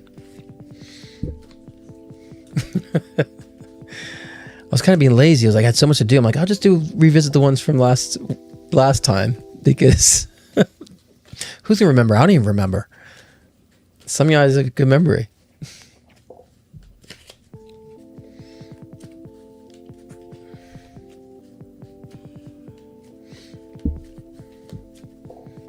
Couple more seconds.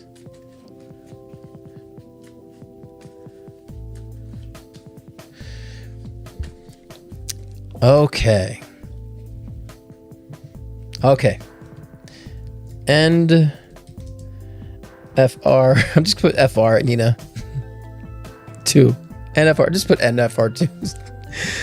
Okay, so this is Taylor Mitchell. She was a 19-year-old Canadian folk singer who died from injuries sustained in a rare coyote attack while hiking alone in the Skyline Trail in Cape Breton Highlands National Park, Nova Scotia, on October 27, 2009. She succumbed to blood loss in the hospital on October 28th. So I would take blood loss. I'd take animal attack, stuff of that nature. I would take for that. And because it's blood loss, I don't think that heart would work. Hold on a second. Let me go back and see. Okay. So let's see if anyone got this here. Animal attack. All right, James. You're just how do you remember? He's going back to the other show. You had to. Does James deserve a point? We don't know. Maybe, because there's no way he remembers all that. So far, no bloody things. Well, then, James, don't answer right away if you remember these. Yeah, so far, no. Good night, Alma.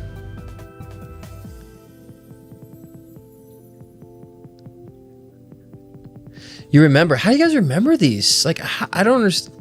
How do you guys? That's crazy that you remember.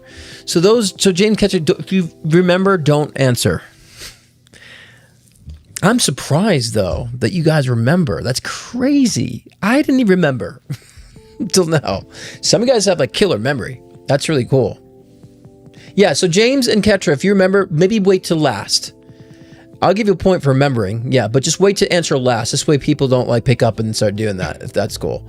Because, I'm just crazy memory too. Or maybe you're not remembering. Maybe you were tuning in, because that's a crazy memory. This was over 4 or 5 months ago, guys. 4 or 5 months ago. I didn't even remember these on here. Like, that's insane memory. So I'm giving you guys credit for that memory. That's a gift too. Yes, exactly. That's a gift too. But I also think that memory like this is also you being psychic. Like, you visit, but you can psychically go right back to it. That's crazy. Right. Okay. So next one is, we have a couple more and then we'll conclude and we'll count the points up. How did he pass? James remembers, but he's in battle with himself.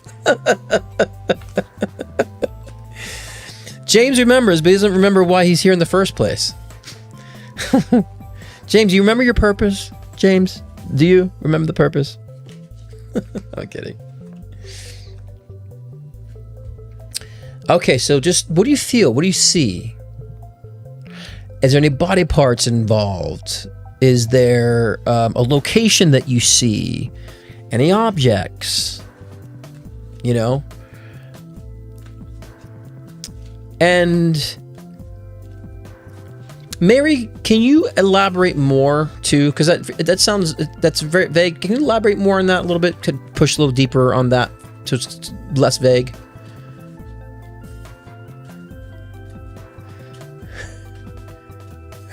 Remember, damn it, James.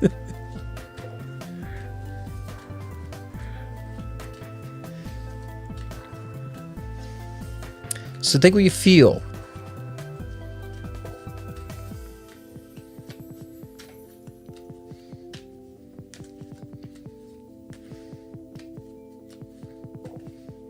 Couple more seconds.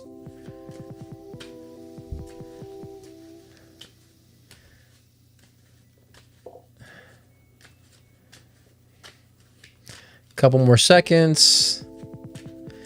And guys, don't even try to remember to. If you do.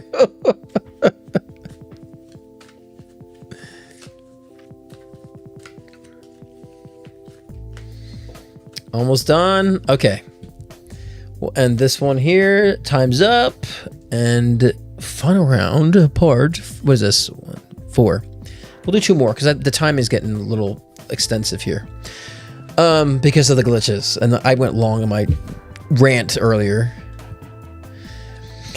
Okay, so this is Gary Hoy, a 30-year-old Toronto lawyer who died on July 9th, 1993 after plunging 24 stories from the Toronto Dominion Centre.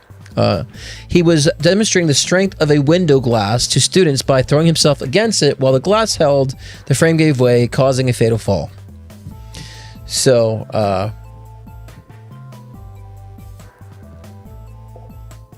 yeah, so James is actually probably... James, I'm not using ChatGPT now. Fuck. You're scanning the picture. See, I gotta find another way to do these without people being able to like cheat and scan things.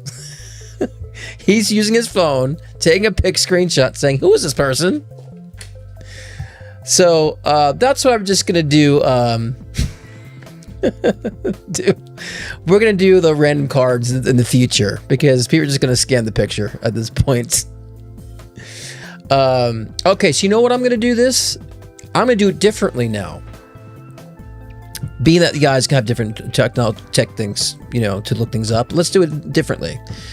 The next person I'm gonna pull up here. What do you feel the passing is of the next person? No one got a point on that one. Okay. So we're gonna end. No one got a point in that round. We're gonna start final round. 2 more. I'm gonna do the next 2 by you being blinded to knowing what the person's passing is. You're not gonna see the picture. You just have to say what is the next passing that you're feeling of this next person coming up. Okay, that'll make it more fair, I guess. Y'all ruining it. Y'all ruining game night. Okay. So this next person I'm about to pull up, what do you feel like is a passing? So I'm gonna send you guys signals of this guy's passing right now.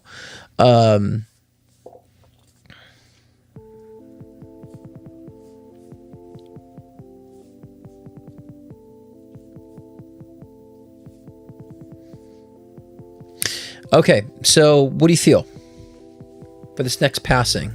It is a man, is a gentleman. Okay, and his first name is Roger. Okay, man named Roger. We'll start there. What do you feel with this man named Roger? How did they pass? Put it in. Definitely the response is a lot slower this time. If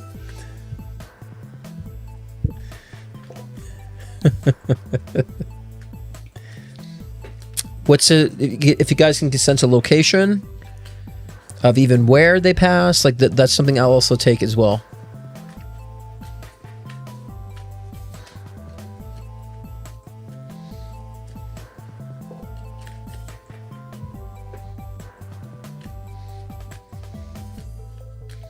Any more? A couple more seconds left. And we'll do one more after this and we'll close it down and we'll count the points up. Yeah, so was the family. Ultimate Beast from Beyond says she's at a loss. So was the family. Actually. Ooh.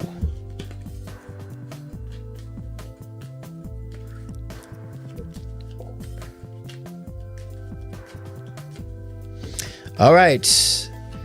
Time is up.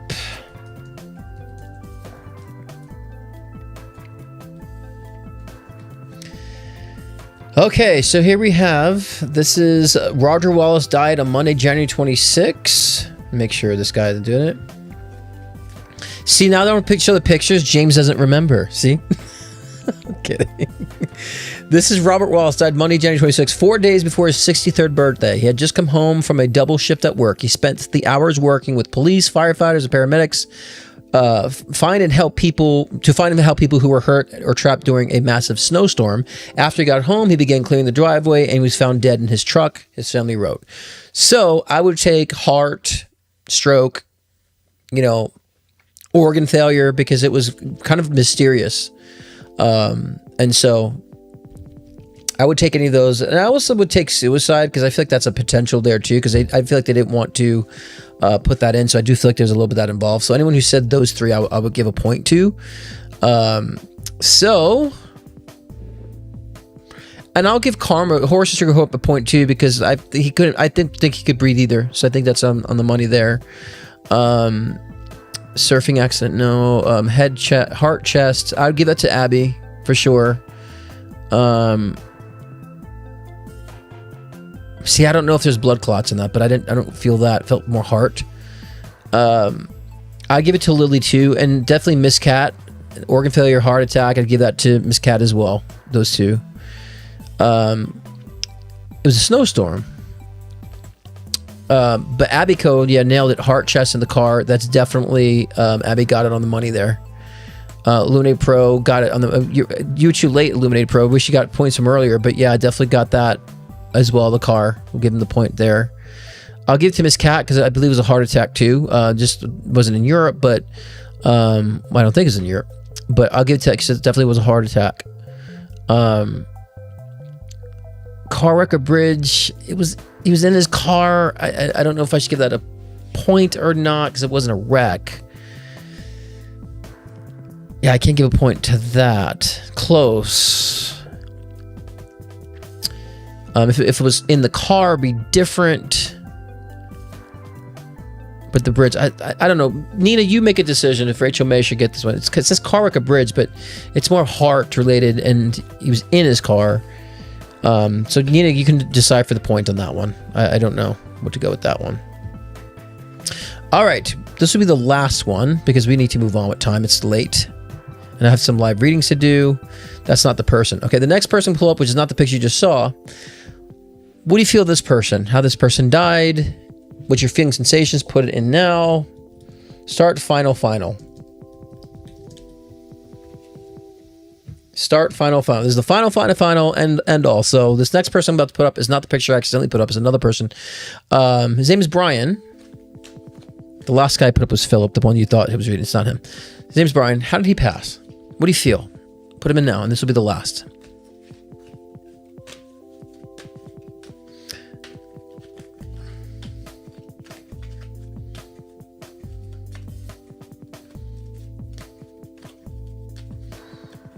Couple more seconds. It's the first time that I'm just like I was just sitting there dozed off. Yeah, we went really late tonight. I gotta hurry up and do these the live readings too because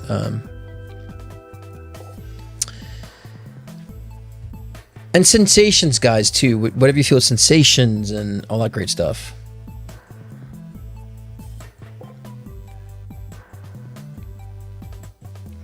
Okay, we got to breeze through these readings here.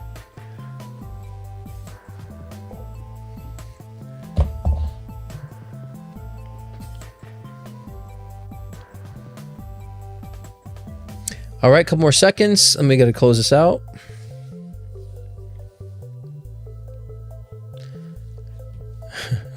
Check some more. Now I was just thinking about like timing. I'm like, oh, it's late, and I'm gonna do these live readings so quick too. All right, this is last thing. All right, end of game. Okay. All right. So the person that we were thinking of here is Brian Wells, was a 46-year-old pizza delivery driver from Erie, Pennsylvania, on August 28, 2003. Make sure y'all aren't cheating here. Okay.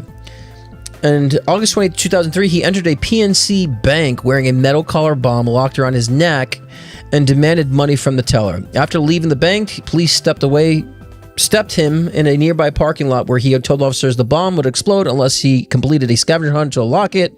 While officers waited for the bomb squad, the device detonated, killing Wells on the scene. Investigators later uncovered a complicated conspiracy known as the Pizza Bomber case, involving several people who had planned the robbery and explosive device. 2 conspirators were eventually convicted and sentenced to prison. So I would take anything involving the neck or suffocate or explosion, anything of that nature. I will take. And or choking, because you guys are getting, that whole neck thing and explosion and all that stuff. So I definitely would take that. An explosion. Okay, so let's see who got that correct. Shot, not close. Health, hard. Okay, fine, here we go. He stopped breathing. Well, of course he stopped breathing, James. Everyone stops breathing when they die. Karma definitely gets that for sure. Karma got, like, on the explosion, on the money. So that's a point for sure. Drown, tumor, what James said. That's great, family. I love that. Abby will get it. Throat, neck. Yeah, the bomb was around his throat, neck. It exploded, so I definitely get that. For sure. Lily will get it 2 a point for choking. Anything with choking and neck related, I will take. That's very close to where the issue was. Felt hitting the ground hard, dropped dead. Yeah, it's not specific enough, Castle. I'd love to give that to you a bit. Ultimate Beast and Beyond got throat. Jennifer Cruz got a point too. And that is it. Okay, we're done. It was a longer night than usual. Okay, so Nina will tally up the points, and whoever wins, gets the most points, will get a free read, a free question in. But for now, let's get to these questions, these live readings right now, because I think it's time to do so, because I am getting tired and it's already 8 o'clock. So I want to make sure I get these readings in for people who paid. Okay, so I'm going to go through the questions first, then the card pulls last. And Stephanie, we got a video for you. For time's sake, Stephanie, would you like to do that afterwards, or do a voice note to me afterwards? What do you think? Just for time's sake, 'cause the videos are long. How do you want to do that? Because I can do it after the session or after the live for you. What do you think? Just for time's sake, because the video is going to take forever, and I'm well beyond the time. So, what do you think? We can text or voice text tomorrow. Whatever is good for you on that, Stephanie. Or you can send the questions, whatever you want. The video would take some time. Yeah, so do voice note. I can do like a video. I'll do like a video response if you don't mind, Steph. Is that cool? I'm just seeing it now.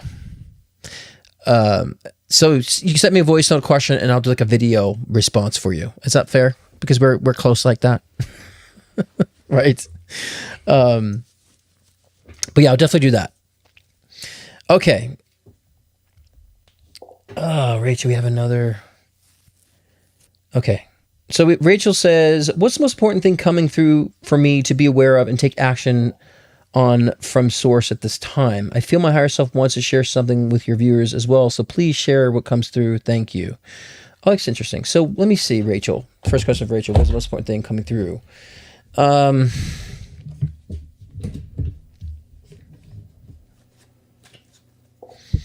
looking at a few things actually.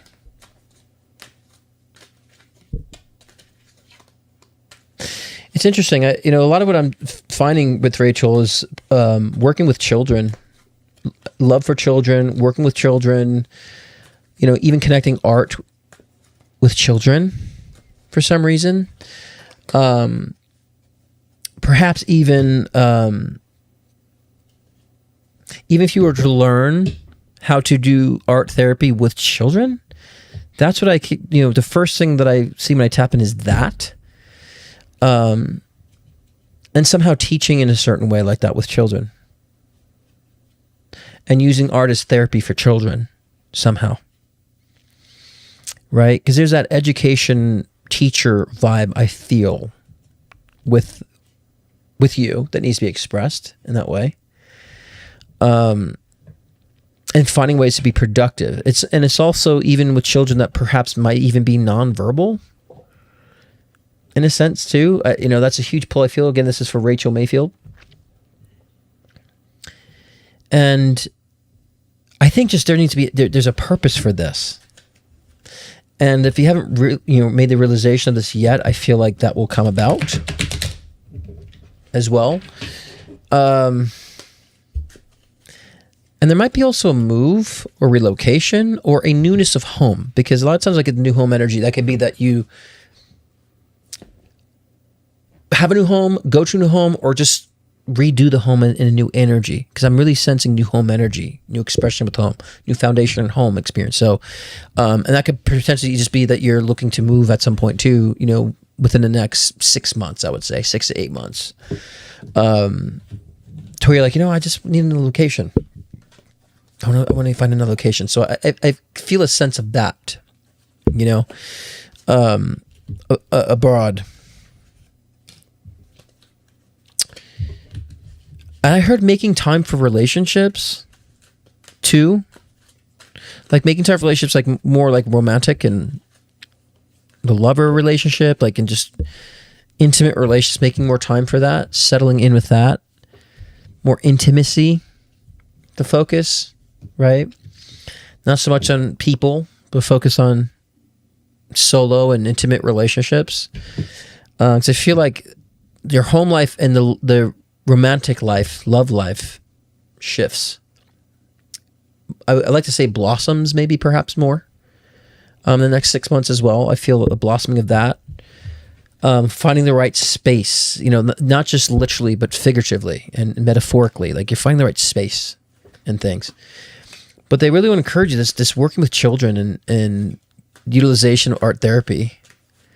That really feels like a huge push for some reason for you to go into, right? But other than that, all is well.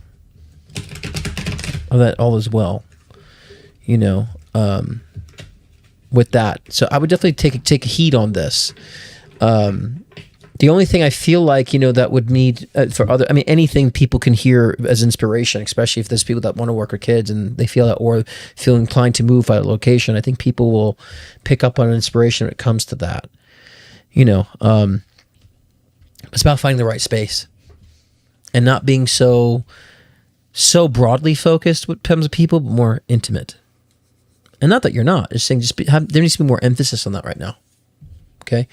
But yeah, I think there's a calling in what we're saying in that art therapy connection, teaching children therapy through art and visual creations is what I feel. But yeah, that's what I get with that. So that was an interesting question for Rachel, and a lot of inspirational energy you have. Very inspired, Rachel, for you and moving forward, and the need to get it out and do something tangible and do something perhaps out of the box as well. Okay. Hope that helps. Okay, we got the winners.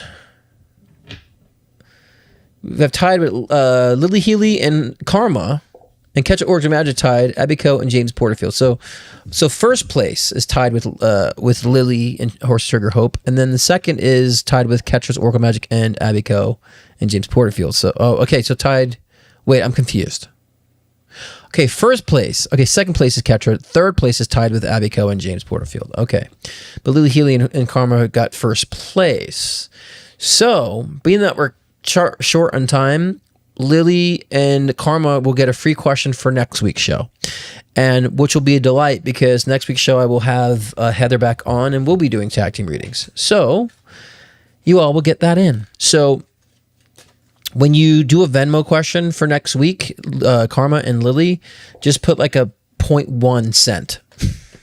Okay? Just do like 0.1 cent. Send a cent. Just so I get the transaction in. And we get a free question. And that'll be with me and Heather for next week. So good job, guys.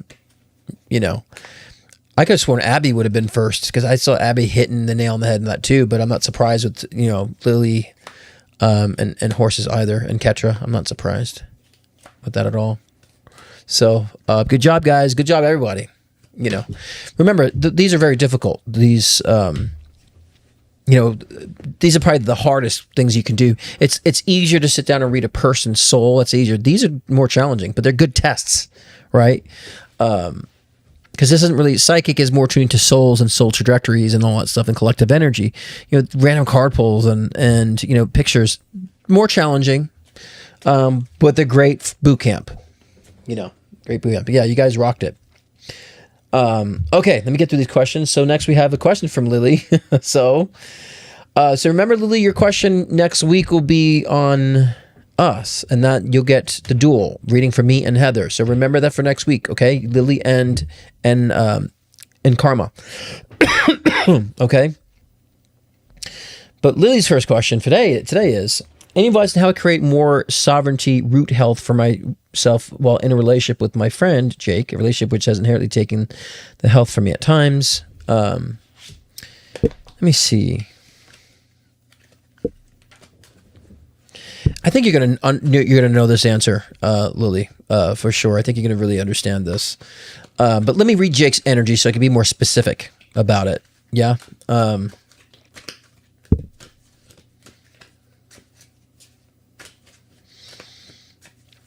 You know, it's just there's a guilt accountability I feel. I think James is really good at playing that passive role. I think Jake. Sorry, not you, James. This Jake person feels they know how to let somebody feel sorry for them. They know how to let people feel bad for them. They understand how to utilize empathy and take advantage of that.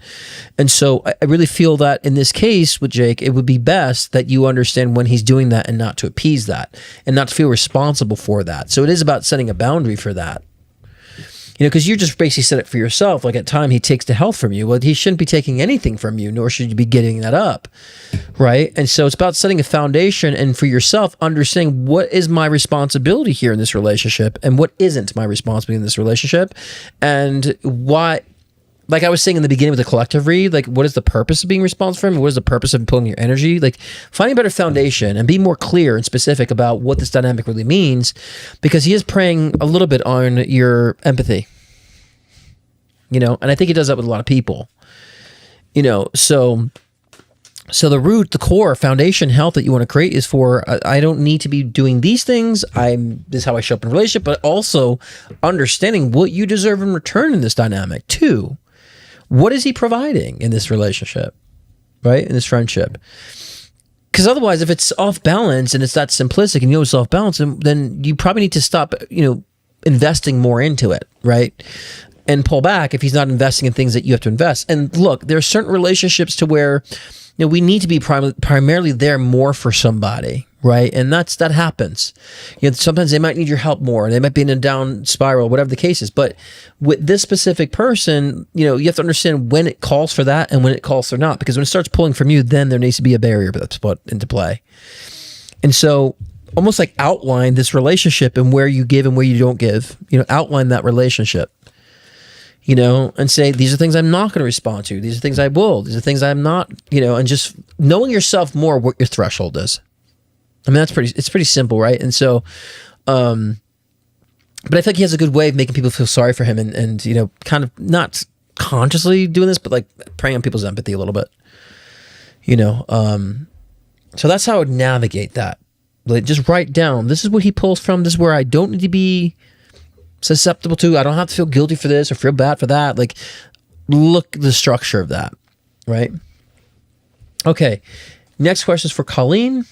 Colleen says, in what feels like a particularly tough and lingering autoimmune flare, despite following protocols that usually help, do you see this dissipating anytime soon? This lingering autoimmune flare. Colleen, this is a gut health thing for me. So I love how they just, a lot of times will just put a blanket statement, say it's just autoimmune. This is a gut issue for me. And so I think that you should be primarily focusing on the gut and gut health. Understanding probiotics. I think if it's more centered around gut health, then I think that's where things could be dissipating. But the autoimmune thing feels like it's the response of the gut. Right? And there's something with the stomach acids too, I feel, as well. It's funny, I just actually, a client came back to me talking about how I called that out in her stomach acids, and it helped her because they found the cause. So it's funny, I'm sensing that with you too. Stomach acids, gut health, focus on the gut health. I think that's really the issue here, not so much on the autoimmune, which I think is the response of the gut health. So I would say focus on the gut health, and then then you realize, oh, I found the trigger point, and you now understand how to navigate when it comes to gut health, which will then in the forward, you understand what to really treat. So it's the gut. That's the core. Next is for Beth. Beth B. Hi, Scott. Will my next door neighbors be moving this year or next year? Advice, please. What is the neighbors contingent on? I don't see them moving this year.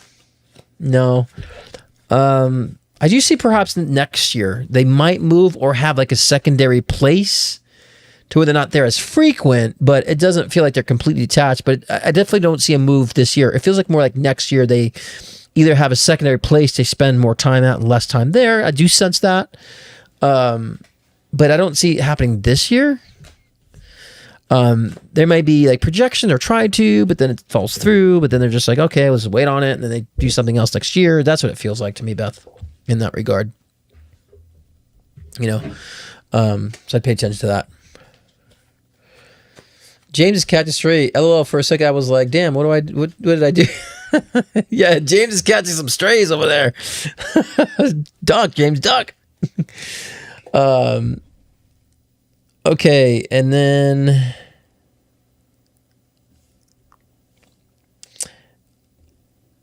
I'm surprised. Colin, do you want to know the question in the card pull? Because you paid for a card pull and a question. I can do a card pull.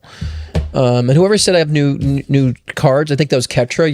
You're kind of right. I'm using a newer deck than I usually use, but I have so many other decks. I have this deck, but the way it's kind of cool that it shows up on the green screen. So this is like my other deck. But I like to use the traditional cards so when people see it on the screen, they know. But like I have this deck that I have. It's a really cool artistic deck. So I have that deck. It's one of my faves. But I like to keep the traditional deck for on screen so people can associate the cards and learn. Then I have where's my other deck that I used to love this deck. But this deck has just got so worn out. I love the arts on this deck too, if you can see.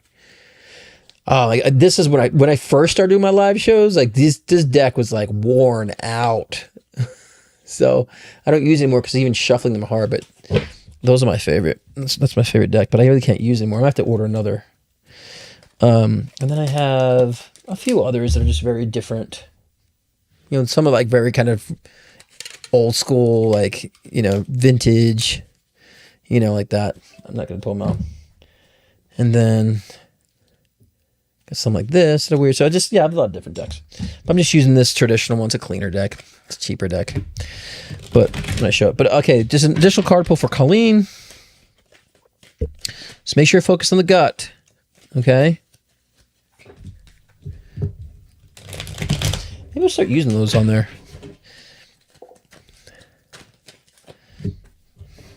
But very perceptive because my other deck, I love them so much. But where is it? This one?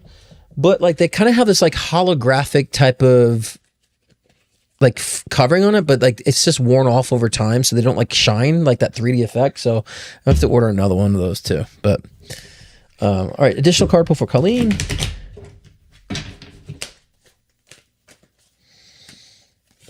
Okay.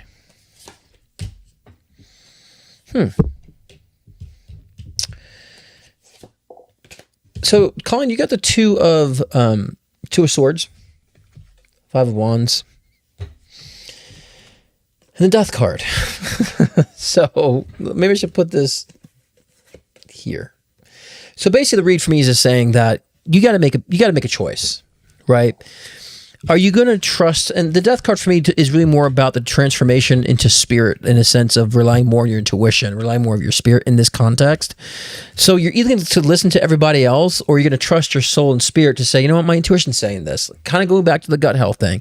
Are you going to listen to all the competing ideas and what everyone else is saying? And is it really helping? Is it really solving a problem? Or you say, you know what, my intuition is telling me to go this direction. My intuition is saying to rely on this. Like pick a lane now. Right?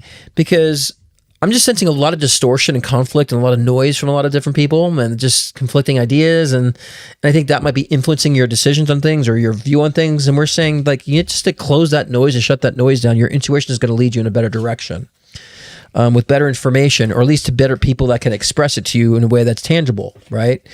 So it could be also with the health thing. You might be sensing, like, maybe it's like a gut thing. Maybe it's a stomach thing. You know, a lot of people say stomach meaning gut. And we're saying, yeah.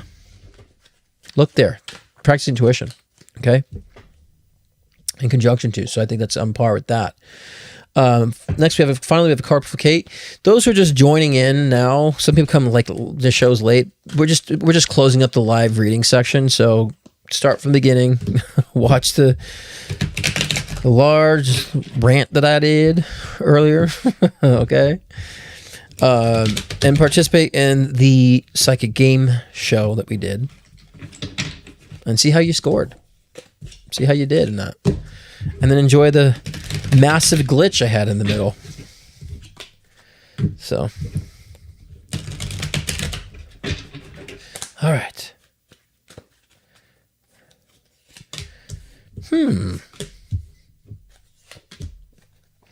Interesting. I think you're going to... This is card pull for Kate. Card pull.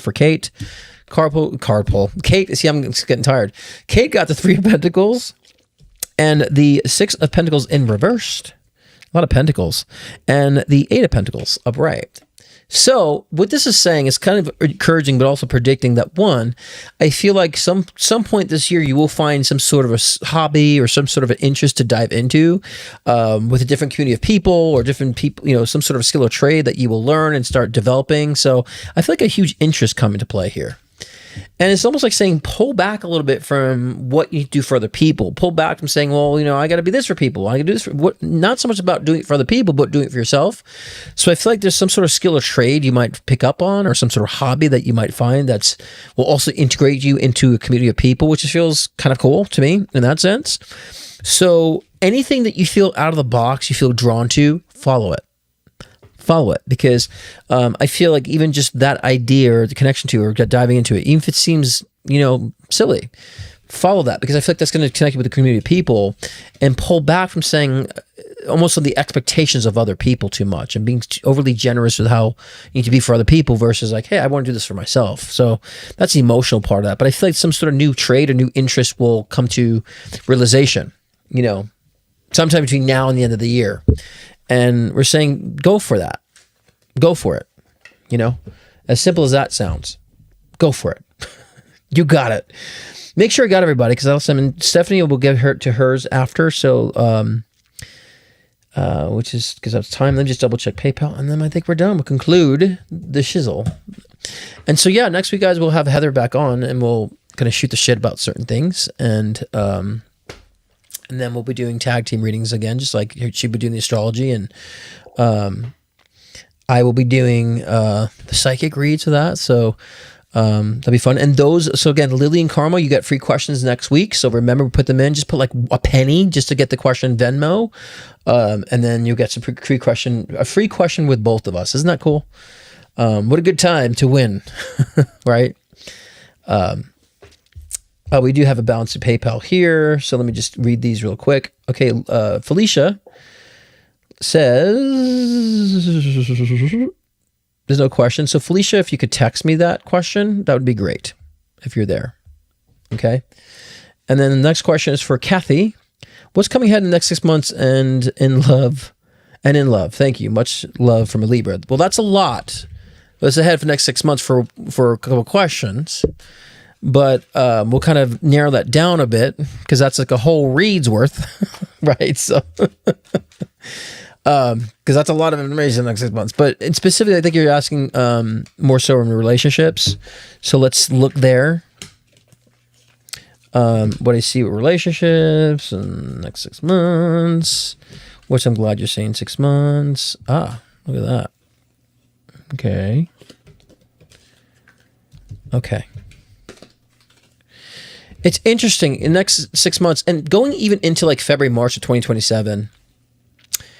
I'm just feeling like a cutting out, surgical removal of certain relationships, even past relationships that have been kind of sneaky and stealing from you and have ulterior motives and agendas. Those are being plucked out, I feel like, in your life now. So, which is also got the Page of Cups that fell out. I wasn't planning on pulling a card, but you got the Page of Cups. So there does seem to be a new love on the horizon in this sense. But there's like two individuals that, even from your past, that linger emotionally or energetically, need to be like carved out. And I feel like there's this lot of taking advantage energy that's been around that needs to be plucked out, right?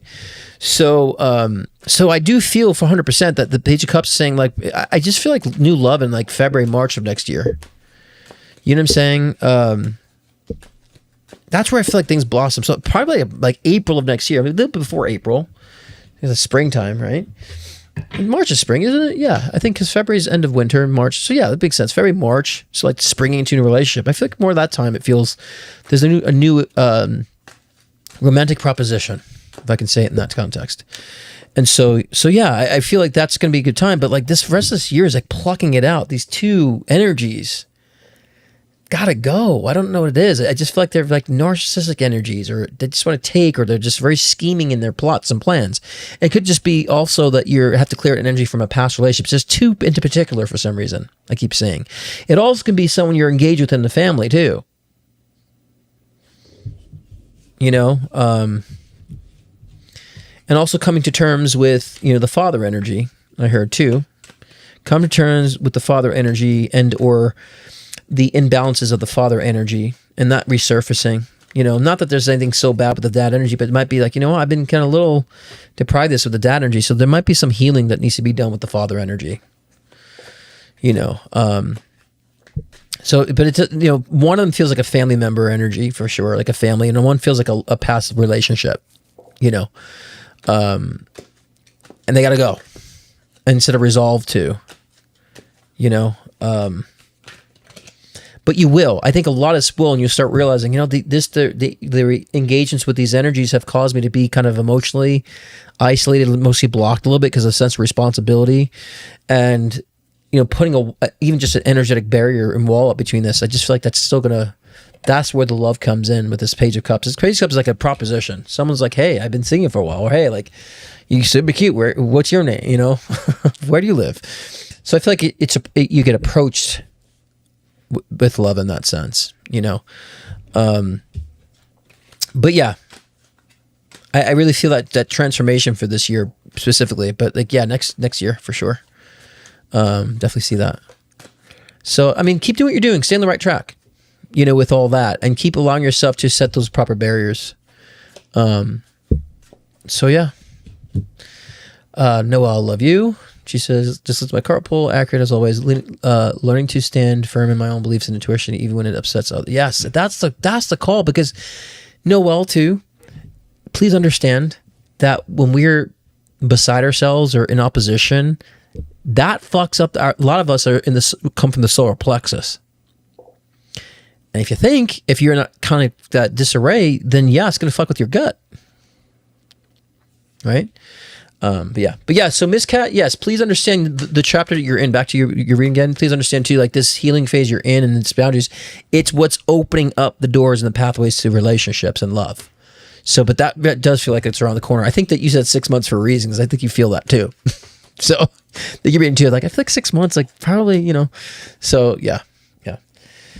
All right, and Felicia, I will text you so you can text me the question, because you didn't leave it in there, but I will text you and we'll get that in. I'll text you because we've done it anyways. And so, guys, love you all. It's been an interesting night. It's been fiery at the beginning. It's been fun in the middle and soft and sweet at the end. So make sure you come back and see us next week too for, again, Elevated Exchange with Heather again, which we're going to try to do monthly. Be nice change and talk about spiritual things with divine masculine, divine feminine energy, and then doing astrology and psychic read back and forth tag team in that sense, which I have been so I love doing that with astrologers, with good astrologers who do a psychic read and can confirm that and see the bigger whole picture of things. I think having both is great and fun. So definitely we'll have some fun next week too. And for now, guys, remember, my final thoughts is watch the intro. I think we've extended the time long enough. But yes, final thoughts is understand the purpose of things. Ask yourself, what is the purpose of this? What is the purpose of me going through what I'm going through? What's the purpose of me like really extending myself when I shouldn't be, right? With speaking with Noelle.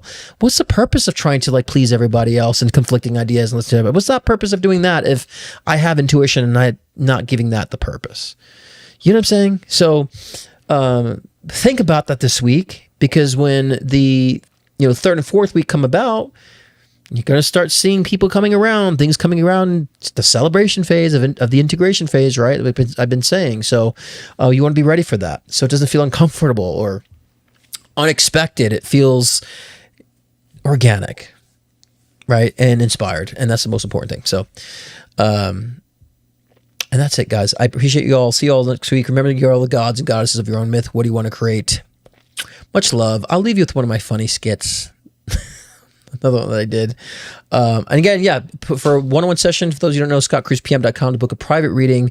Of course, those are more in depth and we spend more time together diving into things. The reads here are just very quick and snappy. So scottcruzpm.com to get your bookings in then as well. And I will see you. Oh yeah, and I just also will be on, I'll let you guys know, we filmed it, we recorded it with Tamara Judge, a podcast with her new podcast, her daughter, kind of recapping some of the reads I've done with her along the years and reading. I've read her daughter and talked about things. So that podcast should air either the next week or so. And so I'll let you guys know where to find that. It should be fun. Back in the Housewives audience again. And so, of course, when I get into that scene, the bookings fly like hotcakes. So if you want to get your one-on-one session, get in before that happens. Because that happens, quickly, of course, when people find me on there. Anyways, so see you all next week. Remember, guys, you're the gods and goddesses of your own myth. What do you want to create? Much love. And we're going to close out with Things Psychics Deal With Part 2. Good night. Hey, so I heard you're a psychic medium. Does that mean you read palms and stuff? Yeah, palms. That's what I do. But looking at yours, one seems significantly more moisturized than the other, so you might want to seek a relationship with an actual person. Sponsored by Johnson & Johnson Baby Oil. It says it in the name. Baby, not hand. Johnson & Johnson. Building